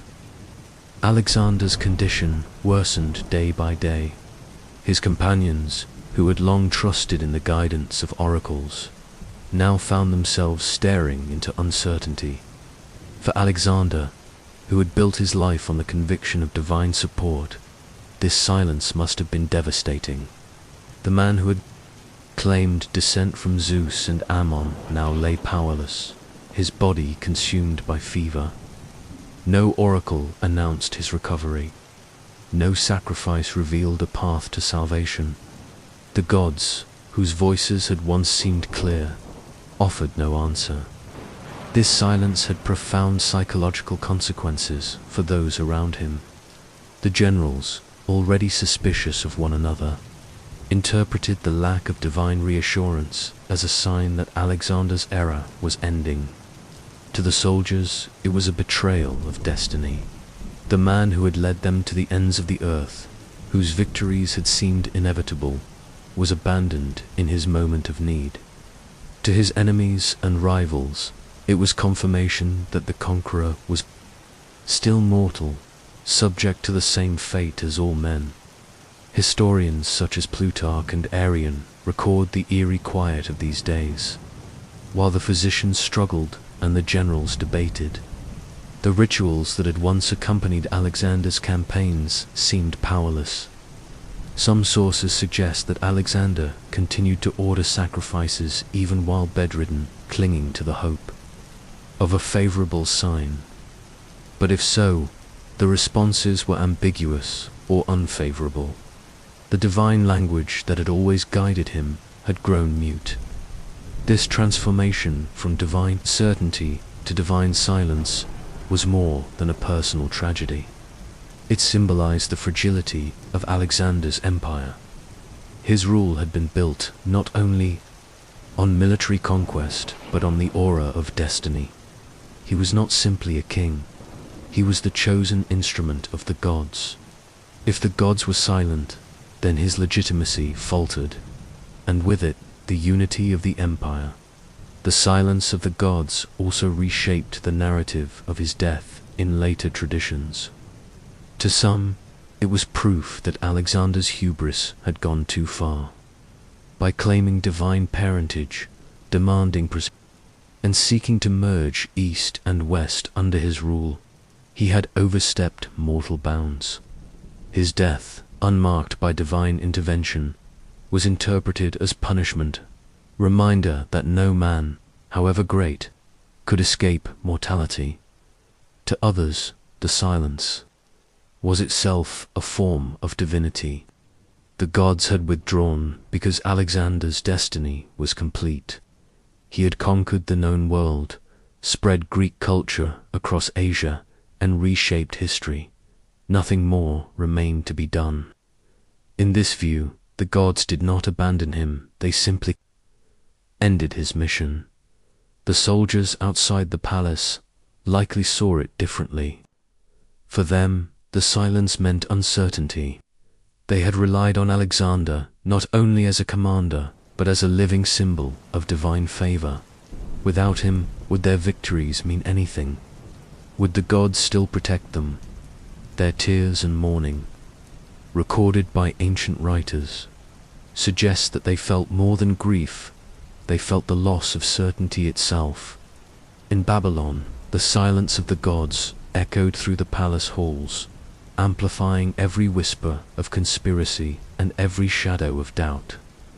The conqueror who had once seemed immortal now faced death in a void of divine response. No thunderbolts struck his enemies. No visions promised salvation. Only the steady heat of fever, the anxious murmurs of generals, and the endless silence remained. Alexander's death, framed by this divine quiet, became a turning point, not only in history, but in memory. Later generations would remember him as a man touched by the gods, yet abandoned at the end. The silence itself became part of his legend, ensuring that his death would forever remain an enigma. As Alexander's fever worsened in early June 323 BCE, the palace of Babylon became a place of mourning. Outside its massive gates, thousands of soldiers waited restlessly. For over a decade, they had followed their king across deserts, rivers, and mountains, into battles that seemed unwinnable yet always ended in victory. Now, as news of his illness spread, anxiety consumed the ranks. Rumors circulated that Alexander was dying, and the men demanded proof. The generals, wary of unrest, tried to hold them back, yet the pressure mounted until they could no longer resist. The soldiers wanted to see their king, alive or dead, and they would not be denied. Fearing mutiny, the companions relented. What followed became one of the most poignant scenes in ancient history. Alexander, too weak to rise from his bed, agreed to receive his men. Carried on a couch into the royal chamber, perhaps to a portico overlooking the army. Depending on the source, he lay pale and silent, his body ravaged by fever. But though he could no longer speak, his mind was clear. One by one, the soldiers filed past him. The royal diaries describe thousands of men entering in silence, tears streaming down their faces. They raised their hands in salute, some falling to their knees, others whispering prayers. Alexander, barely able to move, lifted his hand in acknowledgement. The gesture, simple yet powerful, was enough. The men wept openly, reassured not by words but by the sight of their king still alive, still aware of their devotion. For the soldiers, this farewell carried immense significance. Their loyalty to Alexander was personal. He had marched with them, fought beside them, and shared their hardships. They had seen him wounded, bleeding, yet always rising again. To glimpse him now, broken, but unyielding, confirmed their bond one last time. Many believed they were not only losing a king, but the living embodiment of their destiny. Ancient writers linger on the emotional weight of this moment. Arrian emphasizes the silence of the soldiers, an army muted by grief. Curtius Rufus records their tears, noting that men hardened by years of war could not contain their sorrow. Plutarch captures the scene as the final act of a relationship between commander and army that had reshaped the world. This farewell also had political consequences. The generals, watching from the sidelines, understood what it meant. The army's loyalty was still entirely bound to Alexander. No single man among them commanded the same devotion. Without Alexander, unity would fracture. Whoever claimed his legacy would need the soldiers' support or risk destruction. For Alexander himself, the farewell symbolized closure. Though fever consumed him, he must have recognized the importance of showing himself to the troops. His empire rested on their loyalty, and his gesture affirmed the bond one last time. To the soldiers, it was not only a goodbye but a blessing. When the final ranks filed past, the chamber fell silent again. The army returned to their posts, hearts heavy with grief, and the palace closed its doors. Alexander had spoken his last. To them, not with words, but with a gesture that echoed louder than any command. The farewell to the soldiers became part of his legend. It captured the essence of his reign. A bond between king and army forged through conquest, tested in hardship, and sealed in loyalty until death. No other general could command such devotion. And after that day, none ever would. As Alexander slipped further toward death, the most pressing question in Babylon was succession. The empire he had built in just over a decade was vast, stretching from Greece to India. But it was held together by his personal authority. Without him, who could rule? Alexander's family offered little certainty. His half-brother, Aridius, though of royal blood, was considered mentally unfit to govern. His wife Roxana was pregnant, but the child had not yet been born. If it were a boy, he could be the legitimate heir, but Would the generals accept an infant as king? The companions pressed Alexander for an answer. Who should inherit? Whom did he trust to lead after him? Accounts vary. According to Arrian, Alexander said nothing, or could not speak clearly. Plutarch records that when asked, he whispered to the strongest. Other versions suggest he handed his signet ring to Perdiccas, indicating him as regent until a legitimate heir could be named. The ambiguity of these reports fueled centuries of debate. The phrase "to the strongest," whether spoken or invented later, encapsulated the reality of Alexander's empire. It was not designed for smooth succession. The Macedonian monarchy had always been more personal than institutional, its authority tied to charisma, military success, and the loyalty of the army. In the absence of a clear heir, power would inevitably go to the man or man able to seize it. The generals understood this. Perdiccas, already holding Alexander's signet ring, was well positioned to act as regent. Ptolemy, Seleucus, Antigonus, and others weighed their options. Aware that cooperation might preserve the empire, but ambition might tear it apart. Each man had governed provinces, commanded armies, and earned loyalty. None would willingly submit to another without contest. The soldiers, too, had opinions. Some favored the Argead dynasty, demanding that Alexander's bloodline continue, whether through Aridius or Roxana's unborn child. Others cared less for dynastic legitimacy than for strong leadership. They wanted a commander who could replicate Alexander's charisma and victories, though none existed. This uncertainty fed suspicion. If Alexander refused to name a clear successor, was it deliberate? Did he hope his generals would fight, proving themselves through conflict? Or was he too weak to decide, leaving the question unresolved by chance? Historians remain divided. Some believe Alexander intentionally left his empire to the strongest, embracing a philosophy of might as right. Others argue his final words were misunderstood or manipulated by those seeking to justify their claims. The consequences were immediate. Even before Alexander died, factions began to form. Perdiccas, backed by some companions, prepared to act as regent. Ptolemy eyed Egypt, rich and defensible. Antigonus sought control in Asia Minor. Seleucus considered the eastern provinces. Each man calculated not only survival but dominance. When Alexander finally breathed his last, the lack of clarity erupted into chaos.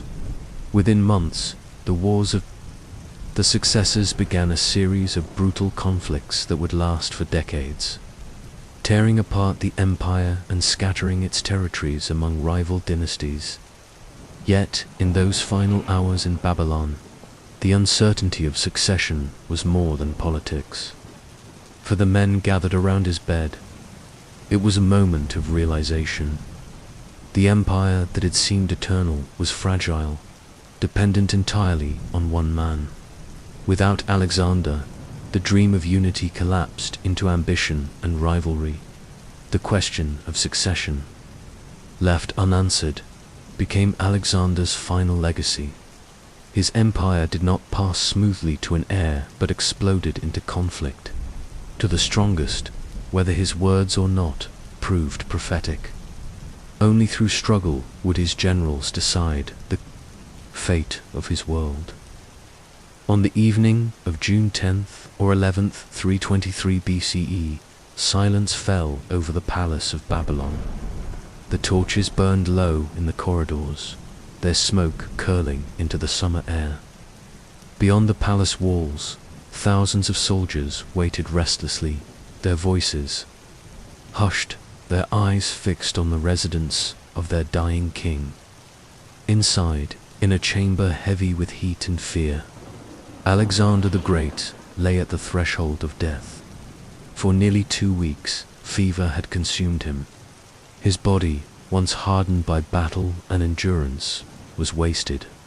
He could no longer rise, no longer command, no longer speak with the booming authority that had led men across the known world. His breathing was shallow, his skin pale, his movements faint. Around him, his generals and companions stood in tense silence, aware that the moment they dreaded on, perhaps anticipated, had finally arrived. The royal diaries, a fragmentary record attributed to those in attendance, described the final hours in sparse but haunting detail. On the last day, Alexander was barely conscious, his voice reduced to whispers or gestures. When asked to whom he left his empire, he gave only the ambiguous reply, to the strongest. Soon after, he fell into silence. The chamber was crowded. Perdiccas, holding the royal signet ring, stood close, already aware of the authority it represented. Seleucus, Ptolemy, Antigonus, and other generals kept watch, each man masking ambition behind solemn expressions. Roxana, pregnant with Alexander's child, was kept near but not at the center of the gathering. Aridius, the half-brother considered unfit to rule, remained a peripheral figure.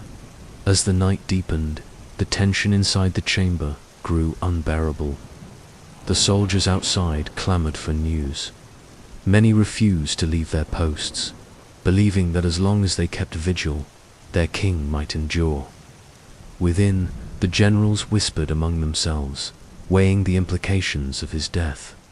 Each minute that Alexander lingered prolonged the uncertainty. Each shallow breath held the empire in suspension. The atmosphere was both intimate and political. Companions who had known Alexander since childhood wept quietly.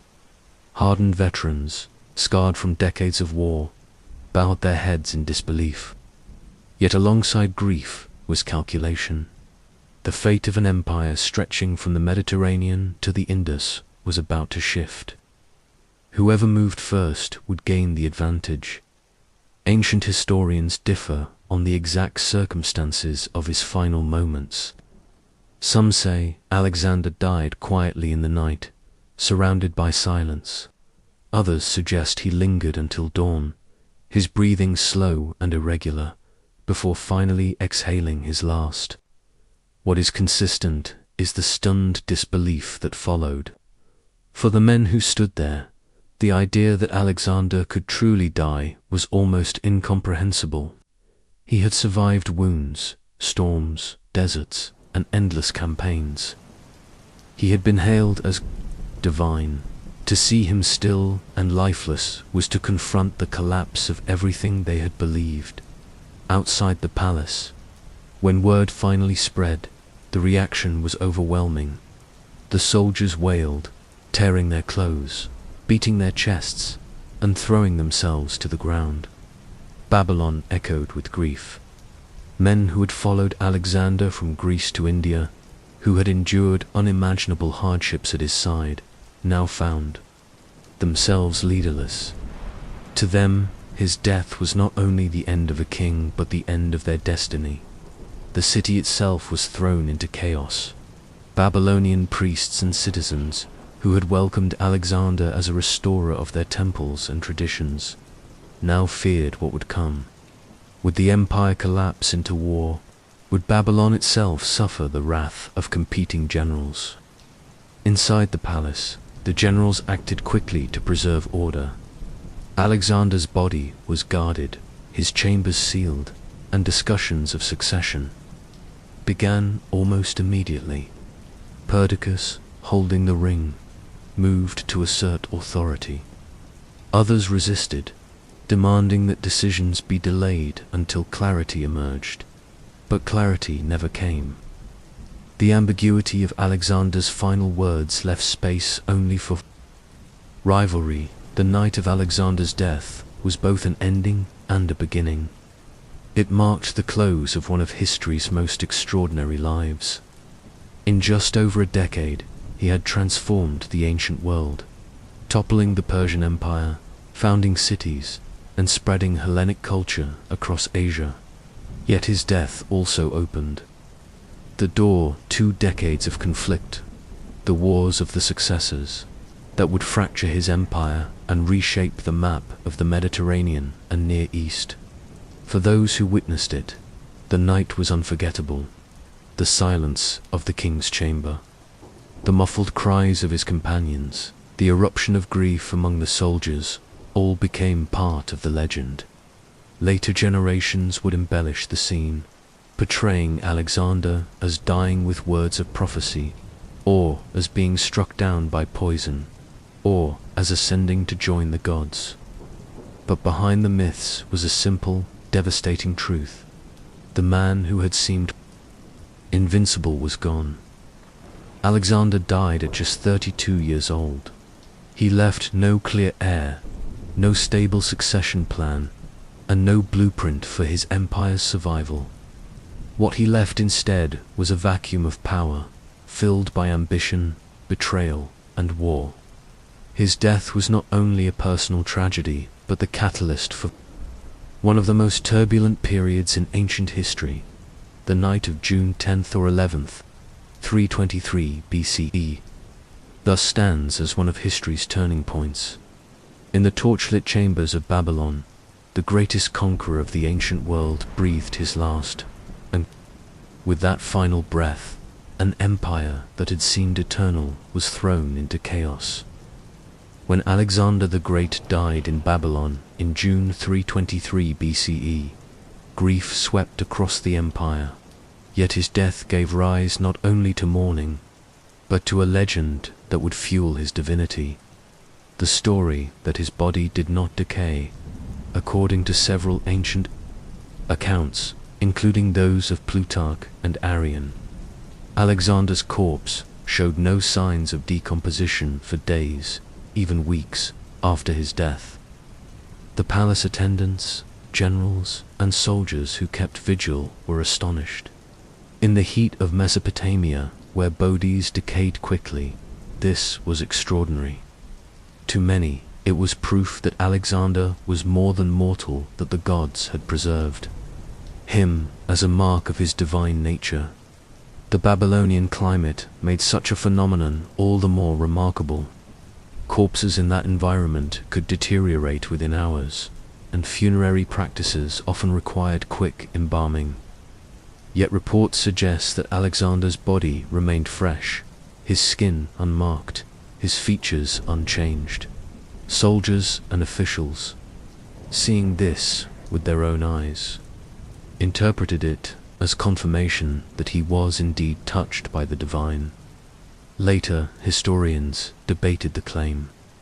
Some argued it was a deliberate fabrication, designed to enhance Alexander's posthumous reputation and strengthen the loyalty of his troops. Others believed it was the result of rapid embalming techniques applied immediately after death.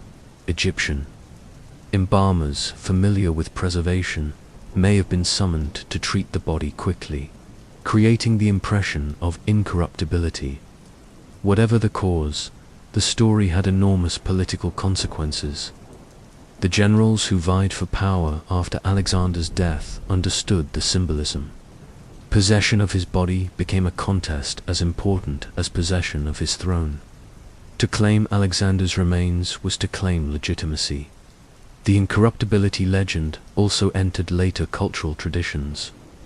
In Greek thought, it suggested Apotheosis Alexander had not simply died but had been marked for divinity. In Egyptian tradition, it tied him to the pharaohs, whose bodies were preserved for eternity. In later Roman and Christian contexts, the tale echoed stories of saints and heroes whose bodies resisted decay as signs of holiness. For the grieving soldiers, however, it was a source of solace. They could believe their king had not truly left them. His preserved body was a visible reminder of his greatness, a reassurance that even in death, Alexander was different from other men. Thus, the body that would not rot became a central element of his legend. Whether miracle, myth, or clever embalming, It cemented Alexander's image not only as a conqueror of nations, but as a figure destined for eternity. When Alexander the Great died in Babylon in June 323 BCE, his empire lost its unifying figure, and the generals who had marched with him for more than a decade now faced the immense task of holding together the world he had conquered. Yet even before questions of succession, division of provinces, or future campaigns could be resolved, a more immediate and deeply symbolic issue arose. What should be done with his body? The corpse of Alexander was no ordinary relic. To his companions, soldiers, and subjects, it was a vessel of legitimacy, a reminder of divine favor, and a powerful political tool. Whoever buried Alexander could claim continuity with his rule. Whoever controlled his remains would control his legacy. In Macedonian tradition, the burial place of kings was the ancestral tombs at Iji, the resting ground of the Argead dynasty. For Perdiccas, the regent who held Alexander's signet ring and exercised authority in Babylon, this tradition provided a clear solution. If the conqueror's body were returned to Macedon and laid to rest among his ancestors, it would reinforce the dynasty's continuity through Aridius and the unborn child of Roxana, while strengthening Perdiccas's own claim to be the guardian of the royal house. Thus, elaborate funeral preparations were ordered. Egyptian embalmers were summoned to treat the body, applying resins and aromatic substances in the Nile tradition. The corpse was reportedly soaked in honey to preserve it for the long journey. This treatment, whether religious, practical, or both, reinforced the belief that Alexander was not a mere mortal, but a figure destined for eternity. The funeral carriage designed for the procession was itself a statement of power. Ancient writers such as Diodorus describe a massive structure mounted on a wheeled platform drawn by 64 mules. Its decorations were extraordinary: golden columns, jeweled canopies, carved scenes of Alexander's victories, and statues of gods and lions. It was less a vehicle than a moving monument, designed to impress both those who witnessed the procession and those who would later hear about it. Through this spectacle, Perdiccas sought to emphasize his role as custodian of Alexander's memory and ensure that the body's return to Macedon would reinforce central authority over the empire. But Perdiccas's ambitions soon collided with those of Ptolemy. A lifelong companion of Alexander and one of his most pragmatic generals, Ptolemy understood better than anyone the symbolic power of the king's remains. If the corpse reached Macedon, Perdiccas would secure a position of unrivaled legitimacy. To prevent this, Ptolemy made a daring move. In 321 BCE, as the great funeral carriage moved westward from Babylon, Ptolemy intercepted it near Syria and redirected it toward Egypt. The exact details remain unclear, whether the escort surrendered willingly, was bribed, or was compelled by force, but the outcome was unmistakable. Ptolemy had taken possession of Alexander's body. The decision was audacious but calculated. Egypt, where Alexander had been hailed as pharaoh and son of Ammon, was the perfect setting to claim his divine legacy. By bringing the body there, Ptolemy transformed himself from one of many generals into the rightful guardian of the conqueror's memory. The Egyptians, whose traditions emphasized eternal kingship through preserved bodies, embraced the symbolism. To them, Alexander's burial in Egypt elevated him into the lineage of divine rulers. For Ptolemy, it legitimized his rule over the Nile Valley and laid the foundations of the dynasty that would later include Cleopatra. Perdiccas, infuriated by what he saw as theft and treason, marched against Ptolemy. The regent gathered his forces and invaded Egypt, determined to reclaim Alexander's body and reassert central control. Yet the campaign proved disastrous. The Nile crossings claimed many lives. Morale collapsed, and Perdiccas's troops mutinied. Before long, he was assassinated by his own officers, leaving Ptolemy not only in control of Egypt, but also in possession of the greatest symbol of power in the ancient world. The first clash among Alexander's successors, known as the Wars of the Diadochi, was thus fought not for land or wealth, but for the conqueror's corpse. Once in Egypt, the body became a cornerstone of Ptolemaic legitimacy. Initially, it may have been placed in Memphis, the traditional seat of the pharaohs, before being transferred to Alexandria, the city founded by Alexander himself. There, a grand mausoleum, known as the Soma, housed his remains. The tomb became a site of pilgrimage and reverence. Successive rulers and visiting dignitaries paid homage to Alexander, seeking to associate themselves with his enduring aura. Roman emperors, including Augustus, made the journey to view the body, acknowledging Alexander as a model of imperial ambition.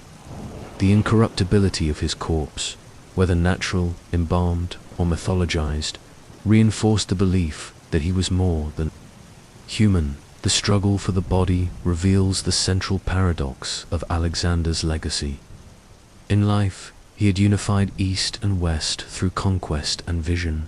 In death, his very remains became the source of division. To Perdiccas, the corpse represented dynastic continuity.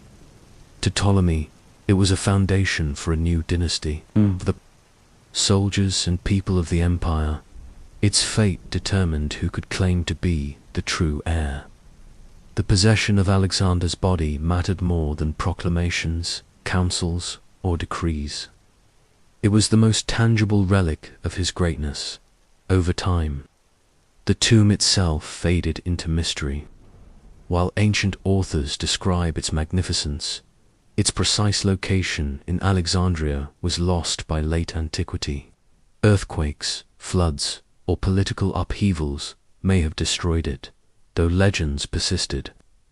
Medieval travelers and Arab chroniclers repeated stories of Alexander's incorruptible body lying in a golden sarcophagus beneath the streets of the city.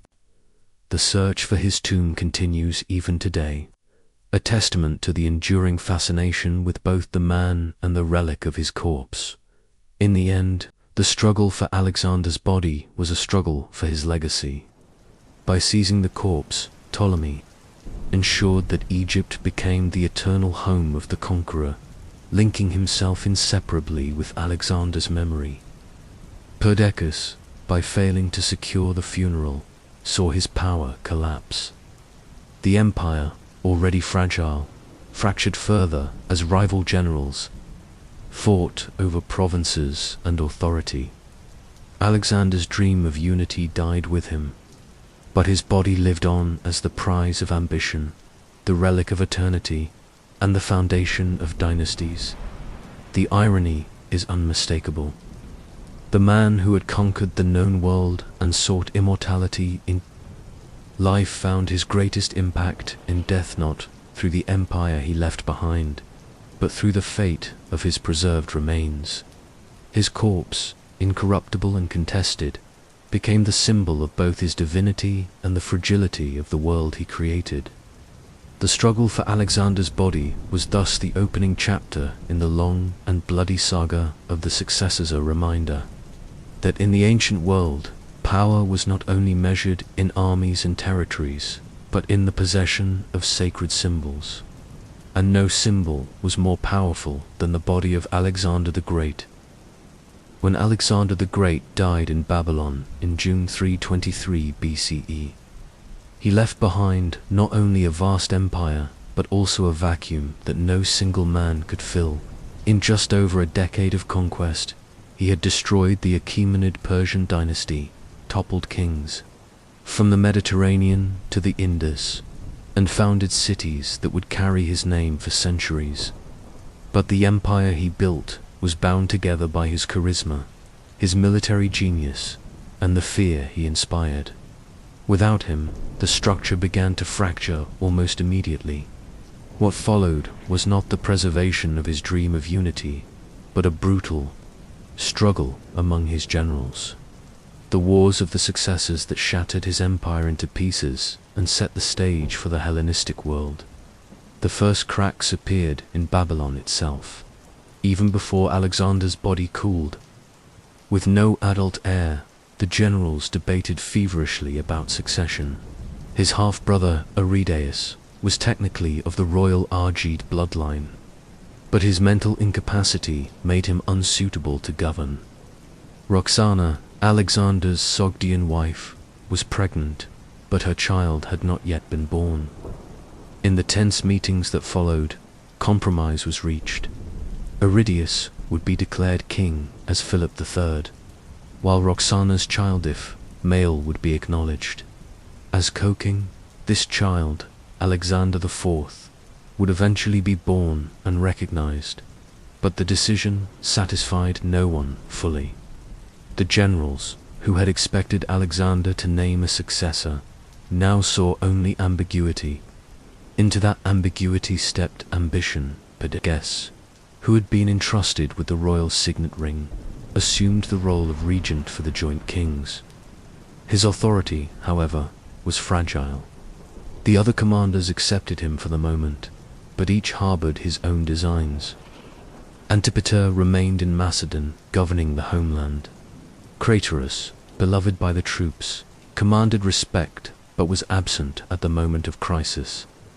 Seleucus held sway over the cavalry, while Ptolemy, already eyeing Egypt, sought independence more than obedience. The council in Babylon produced agreements, but they were fragile compromises, masking the reality that unity could not hold. The empire was formally divided into satrapies provinces assigned to the leading commanders. Antipater retained control of Macedon and Greece. Lysimachus was granted Thrace. Ptolemy received Egypt. Seleucus remained in Babylon. Antigonus controlled Phrygia, and others took regions across Asia. In theory, all remained loyal to the joint kings and the regent. In practice, each general began building his own power base.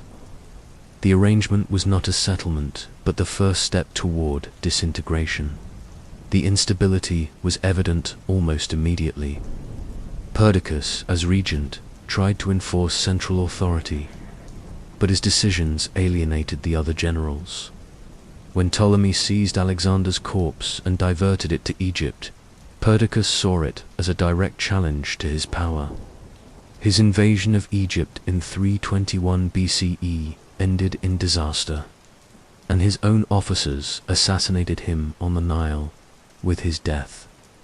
The fragile unity of the empire collapsed further, and the wars of the successors erupted in full force. The conflicts that followed were not one war, but a series of shifting alliances, betrayals, and battles that stretched for decades. The generals who had once fought side by side now turned their armies against one another, each claiming to defend Alexander's legacy, while in truth carving out personal kingdoms. The blood of Macedonians was spilled not against Persians, Indians, or Greeks, but against other Macedonians. Brothers in arms now turned rivals. Roxana and her child, Alexander IV, became pawns in the struggles. To the generals, the infant king represented legitimacy. Whoever controlled him could claim to rule in Alexander's name.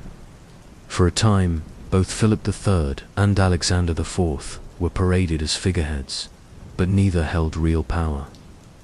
Eventually, as rivalries sharpened, both were murdered. Philip III by Olympias, Alexander's mother, and Alexander IV by Cassander, son of Antipater. With their deaths, the Argead dynasty was extinguished, and with it the dream of dynastic continuity. Meanwhile, the wars reshaped the map of the ancient world. Ptolemy secured Egypt. transforming it into a stable and wealthy kingdom that would endure for nearly 3 centuries under his dynasty. Seleucus, after years of shifting fortunes, carved out the vast Seleucid Empire, stretching from Asia Minor to the frontiers of India. Antigonus rose to power in Asia Minor and the Near East, only to be defeated and killed at the Battle of Ipsus in 301 BCE, where his rivals Ptolemy, Seleucus, Lysimachus, and Cassander combined against him. Lysimachus gained Thrace and later parts of Asia Minor, while Cassander consolidated Macedon and Greece. Though his line would prove short-lived, the result was a world divided but not diminished. Out of Alexander's empire emerged the Hellenistic kingdoms, where Greek culture mingled with local traditions. Alexandria in Egypt became a beacon of scholarship, housing the great library. Seleucia and Antioch flourished as centers of trade and administration. Greek language, art, and philosophy spread across Asia, blending with Persian, Egyptian, and Indian influences. Alexander's empire may have shattered politically, but culturally it endured through fusion and adaptation. The violence of the successor wars, however, should not be understated. Tens of thousands died as armies clashed repeatedly. Cities were besieged, plundered, and rebuilt. Families were uprooted, soldiers shifted loyalties, and populations endured decades of instability. The dream of unity gave way to decades of bloodshed, proving that Alexander's charisma had been the only true bond holding the empire together. Once he was gone, the structure he built was unsustainable. For the soldiers who had followed Alexander, the disintegration was disillusioning. Many had believed that by conquering the world, they were building a new order under their king. Instead, they saw their loyalty exploited by competing generals, their sacrifices wasted in fratricidal wars. The memory of Alexander's farewell in Babylon, when he raised his hands silently to acknowledge them now, stood in sharp contrast to the chaos that followed. The fragmentation of the empire also reshaped the balance of power in the Mediterranean. Rome, still a republic in the West, observed the struggles of the successors from afar. In time, it would be the division of Alexander's empire that allowed Rome to expand into Greece, Asia Minor, and eventually Egypt. The unity that might have checked. Rome's rise had dissolved before it could take shape. The shattered empire became both tragedy and transformation. Tragedy because Alexander's dream of a single world under his rule dissolved into endless conflict. Transformation because the spread of Hellenistic culture created new possibilities, blending traditions, and laying the foundation for centuries of intellectual, artistic, and scientific achievements. The wars destroyed unity but created diversity. A world where Greek ideas lived alongside Persian governance, Egyptian religion, and Mesopotamian science. In the end, the empire of Alexander was not inherited by a single ruler, but fragmented among his companions, each claiming to be his rightful successor. The unity forged through conquest collapsed into rivalry, but the cultural legacy survived, carried forward by the kingdoms that emerged. The shattered empire symbolized the limits of ambition. One man could conquer the world, but no one could hold it together after his death. Thus, from the night Alexander died in Babylon, history shifted course. The conqueror's empire, vast and unprecedented, lasted only as long as he lived. In its place rose the Hellenistic kingdoms, born from the wars of his successors, nurtured in blood, and destined to shape the ancient world for centuries. The empire was shattered, but its fragments carried forward the spark of Alexander's vision, ensuring that even in ruin, his influence endured. The The death of Alexander the Great in Babylon in 323 BCE was not the end of his story. If anything, it was the beginning of a legend that would echo through cultures for centuries. His empire had shattered almost immediately, carved into rival kingdoms by ambitious generals. But his death itself, mysterious and dramatic, became a subject of fascination, speculation, and myth. Each civilization that inherited his memory reshaped the circumstances of his final days, interpreting them to reflect their own values, fears, and philosophies. Over time, the historical details of fever, funeral, and succession blurred into a tapestry of stories in which Alexander's end was no less remarkable than his life. In the Greek and Macedonian world, the earliest traditions wrestled with the question of cause. Some historians, such as Arrian and Plutarch, leaned toward natural explanations, describing a prolonged illness that could have been malaria, typhoid, or another fever common in Mesopotamia. Others, particularly in popular memory, favored more dramatic explanations. Rumors of poison spread quickly through the ranks of soldiers and companions, and although many scholars doubted the plausibility of such a plot, the theory survived. Because it fit the pattern of Greek tragedy, the great man brought down, not by enemies in battle, but by betrayal among friends. The phrase attributed to Alexander on his deathbed, "to the strongest," was itself a legendary flourish, capturing the inevitability of the successor wars that followed. Whether he actually said those words or not, they became central to the way later Greeks remembered his death, as a prophecy fulfilled. Among the Persians, Alexander's death was interpreted in a different light. To them, he had been both conqueror and heir, the man who toppled the Achaemenid dynasty but also adopted its customs. His acceptance of Persian dress, court ritual, and even intermarriage suggested to some that he had intended to merge Greek and Persian traditions into one empire. His death in Babylon, the heart of Mesopotamia, seemed to confirm the idea that he was bound to the fate of the Persian kings. For Persians, his passing could be seen as the will of the gods balancing the scales after a generation of upheaval. Yet unlike the Greeks, who emphasized betrayal, Persian memory often cast his death as part of the eternal cycle of fortune. A reminder that even the most powerful kings could not escape the destiny decreed by heaven. In Egypt, where Alexander had been hailed as Pharaoh and son of Ammon, his death took on yet another dimension. Two Egyptians, kings were divine rulers whose bodies were preserved for eternity. The story that Alexander's corpse did not decay aligned perfectly with their traditions of embalming and immortality. When Ptolemy seized the body and installed it in Egypt, the symbolism was profound. Alexander became not only a Greek conqueror, but also a pharaoh whose incorruptible remains confirmed his divinity. Pilgrims came to view his tomb in Alexandria, and Roman emperors centuries later would bow before it.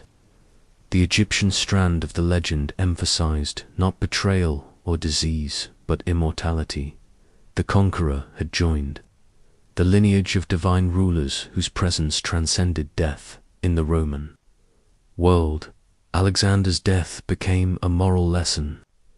Roman historians admired him as a general and statesman, but often emphasized his excesses, his unrelenting ambition, and his reliance on divine claims.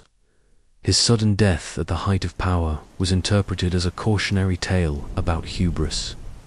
The gods, Romans believed, struck down those who aspired beyond mortal limits. The fact that Alexander died young, without a stable succession, confirmed to Roman writers that unchecked ambition was dangerous. At the same time, emperors such as Augustus, Caracalla, and Severus Alexander visited his tomb in Alexandria, seeking to associate themselves with his legacy. For Romans, his death was both a warning and an inspirational reminder of the thin line between glory and ruin. In the centuries that followed, Alexander's story passed into the realm of legend. The Alexander Romance, a collection of fantastical tales that emerged in the Hellenistic period and spread through the Middle Ages, transformed his death into a mythic episode. In some versions, he was poisoned by conspirators. In others, he was struck down by the gods for his arrogance. Still, others claimed he did not truly die but ascended into the heavens, continuing his conquests among the stars. These legends, translated into Latin, Syriac, Persian, Arabic, and beyond, ensured that the circumstances of his death were never confined to a single narrative in the Islamic world. Alexander, known as Iskandar or Dalkanain, the two-horned one, was remembered as a prophet-like figure, a ruler guided by divine wisdom who traveled to the ends of the earth. In these traditions, his death was not merely the result of illness, but a reminder of God's power over even the mightiest of kings. Stories emphasized his humility at the end, with some versions claiming that Alexander ordered his hands to be left outside his coffin, empty, to show that he took nothing with him from the world he had conquered. Such tales carried moral and spiritual weight, teaching that no wealth or power could save a man from mortality. Medieval Europe inherited Alexander's legend through both classical and Arabic sources.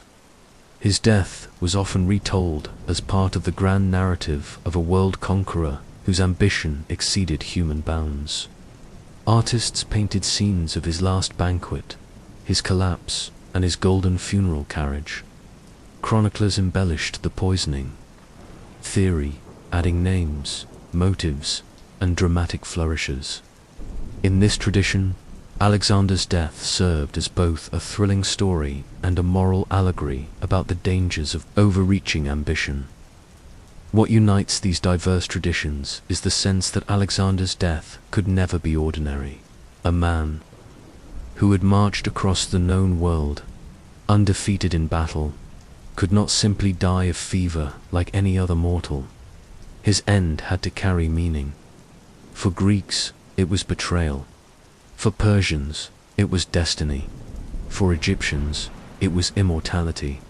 For Romans, it was a warning. For Muslims and Christians, it became a moral tale of humility before God. Each culture reshaped the story to fit its worldview, turning Alexander's death into a mirror of its own values. The persistence of these legends also reveals the human need to explain the deaths of extraordinary figures. When rulers who change the course of history die suddenly or mysteriously, their deaths are rarely accepted at face value. Myths of poison, prophecy, or divine judgment emerge because they satisfy the demand for meaning. Alexander's death in Babylon, with its fever, omens, and ambiguities, provided fertile ground for such interpretations. His story was retold not as a closed historical event, but as an open-ended mystery that invited constant reinterpretation even today. The legend endures. Archaeologists search for his lost tomb in Alexandria. Historians debate the medical evidence of his illness. Writers and filmmakers return to the story of his final days, captivated by the enigma, more than 2,000 years after his death. Alexander remains not only a historical figure, but also a mythic one. His end is remembered less as a moment in time than as a question. What could bring down the greatest conqueror of antiquity? The legend of Alexander's death demonstrates how history and myth intertwine. The fever that consumed him was real, the succession struggles that followed undeniable. But the way his death was remembered through whispers of poison tales of immortality and visions of divine punishment transformed the event into something larger. His death became part of the cultural memory of civilizations from Greece to India, Rome to Persia, Arabia to medieval Europe. Each retelling ensured that Alexander lived on, not just as a conqueror of lands, but as a conqueror of imagination. For more than 2,000 years, the death of Alexander the Great has remained one of history's greatest enigmas. At just 32 years of age, the conqueror who had carved an empire stretching from Greece to India fell suddenly in Babylon, consumed by fever and weakness. Ancient sources gave conflicting accounts. Later generations embellished the story, and modern historians and physicians have continued to debate the true cause. Was Alexander poisoned, struck down by jealous rivals, or was his death the result of natural disease, the toll of exhaustion, or even a rare medical condition? To ask what killed Alexander is to peer into the murky boundary between history, medicine, and legend. The most popular explanation in antiquity was poisoning. Rumors began almost immediately after his death, and writers such as Justin and Diodorus repeated versions of the story in which Alexander's wine at the final banquet was laced with a deadly substance. Suspicions fell on Antipater, the regent in Macedon, who had been summoned to Babylon under threat of losing his power. Instead of appearing, Antipater sent his son Cassander, later notorious for executing Alexander's widow and son. The fact that Cassander openly clashed with Alexander during his lifetime, combined with his later brutality, gave the theory a veneer of plausibility. Others blamed Medius, the companion who hosted the banquet, or even Aristotle, Alexander's former tutor, whose relative Callisthenes had been executed on Alexander's orders. Yet, as compelling as the story of betrayal seemed, it falters under scrutiny. Most known poisons in antiquity acted quickly, within hours or days. Alexander lingered for nearly 2 weeks, his symptoms resembling infection rather than toxin. Even the supposed poison from the fabled river Styx, sometimes mentioned in legend, seems more mythical than real. Ancient historians closest to events, such as Arrian and Plutarch, dismissed the poisoning story as implausible. If not poison, then perhaps disease. The environment of Mesopotamia was notorious for illnesses. Malaria, carried by mosquitoes breeding in the marshes around the Euphrates, was a constant threat. The pattern of Alexander's decline set in fever, chills, weakness, followed by gradual worsening fits malaria's profile. Some modern scholars argue that his long exposure to different climates during campaigns had weakened his immune system, leaving him vulnerable. Others propose typhoid fever, spread by contaminated water. Typhoid can cause prolonged high fever, abdominal pain, delirium, and sometimes intestinal perforation, consistent with descriptions in the royal diaries. Typhoid also explains the slow progression of his illness, lasting many days before death. Another theory points to viral encephalitis or West Nile virus, diseases that produce high fever, neurological symptoms, and extended decline. The fertile plains of Mesopotamia would have provided ample breeding grounds for mosquitoes carrying such viruses. Alexander's previous campaigns through swamps and rivers, such as at the Hydaspes, may have left him with latent infections that resurfaced. Later, some historians have suggested leishmaniasis, a parasitic disease common in the Middle East, though its chronic nature makes it a less likely candidate for his sudden death. Beyond infectious disease, other medical explanations have been proposed. Some scholars argue that Alexander may have suffered from an autoimmune disorder such as Guillain-Barré syndrome. This condition can cause paralysis while leaving the mind alert, which could explain accounts that Alexander was still conscious, but unable to speak or move in his final days. Others suggest he may have suffered from acute pancreatitis, triggered by heavy drinking during his final banquet. Ancient accounts describe Alexander consuming vast amounts of unmixed wine, which could have exacerbated underlying health problems. There are also theories of pre-existing conditions worsened by years of campaigning. Alexander had been severely wounded in battle multiple times. At the siege of the Malian city in India, he took a near-fatal arrow to the chest, reportedly puncturing his lung. The wound left lasting damage and may have contributed to chronic health issues. The relentless pace of campaigning, exposure to extreme climates, and constant stress may have weakened his body beyond repair. In this light, his death was less the result of a single cause than the cumulative toll of conquest. Yet the debate continues, because the evidence is fragmentary and ambiguous. Ancient accounts were written decades or even centuries after the events, often colored by political bias or dramatic flair. The royal diaries, though closer to the moment, survive only in excerpts preserved by later historians. Their descriptions are vague, speaking of fever, weakness, and silence, but offering little in the way of clinical detail. Without a body to examine, the tomb of Alexander remains lost. Theories remain speculative. The persistence of the question also reflects the human need for explanation. Alexander was no ordinary man. His sudden death at the height of his power demanded meaning. For some, poison explained it, betrayal from those closest to him, a fitting end for a man who inspired both loyalty and envy. For others, divine punishment offered the answer. The gods struck him down for his hubris, his claim to divinity, or his relentless ambition.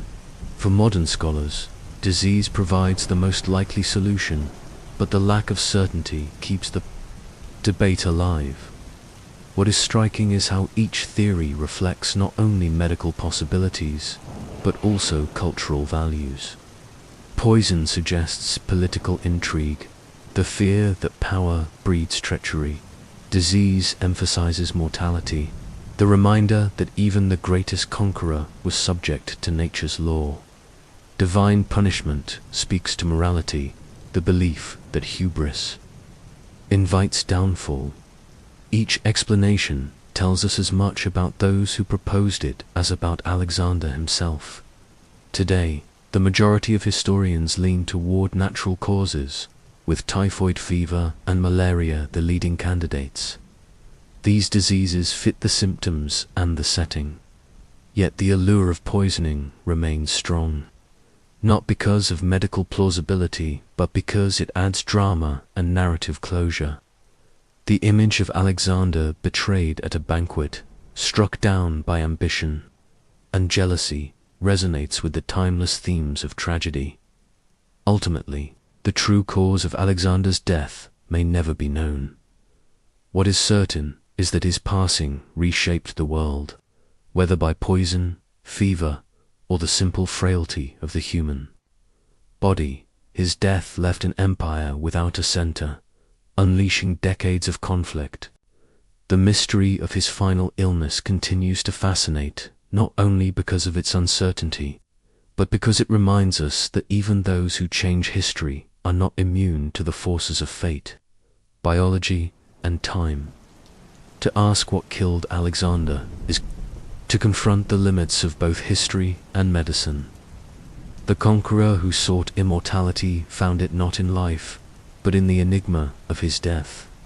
His empire shattered, his body vanished into legend, but the question of his final illness endures, ensuring that the story of Alexander the Great remains unfinished. suspended between fact and mystery. The death of Alexander the Great in Babylon did not bring clarity, nor did it offer resolution. Instead, it left behind a question that has endured for more than 2 millennia. How could a man who seemed destined for eternity be brought down so suddenly? The uncertainty of his final illness, the conflicting testimonies of ancient historians, and the swirl of myths and theories that followed have ensured that Alexander's death remains as enigmatic as his life was extraordinary. In this ambiguity lies the secret of his enduring immortality. From the moment word spread through the streets of Babylon that the king was gone, Alexander's death became more than a historical event, became a story.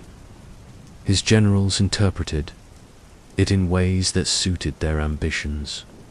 For some, the silence of the gods was proof that his divine claims had gone too far, a lesson that no mortal could transcend human limits.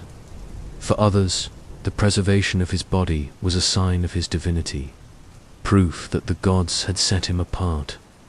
Soldiers, grieving and bewildered, whispered of poison, unable to accept that disease alone could fell the man who had survived every danger of the battlefield.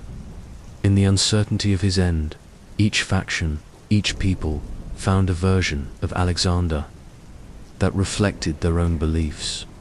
This ambiguity ensured that his memory did not belong to one culture alone. The Greeks saw him as a tragic hero undone by fate or betrayal.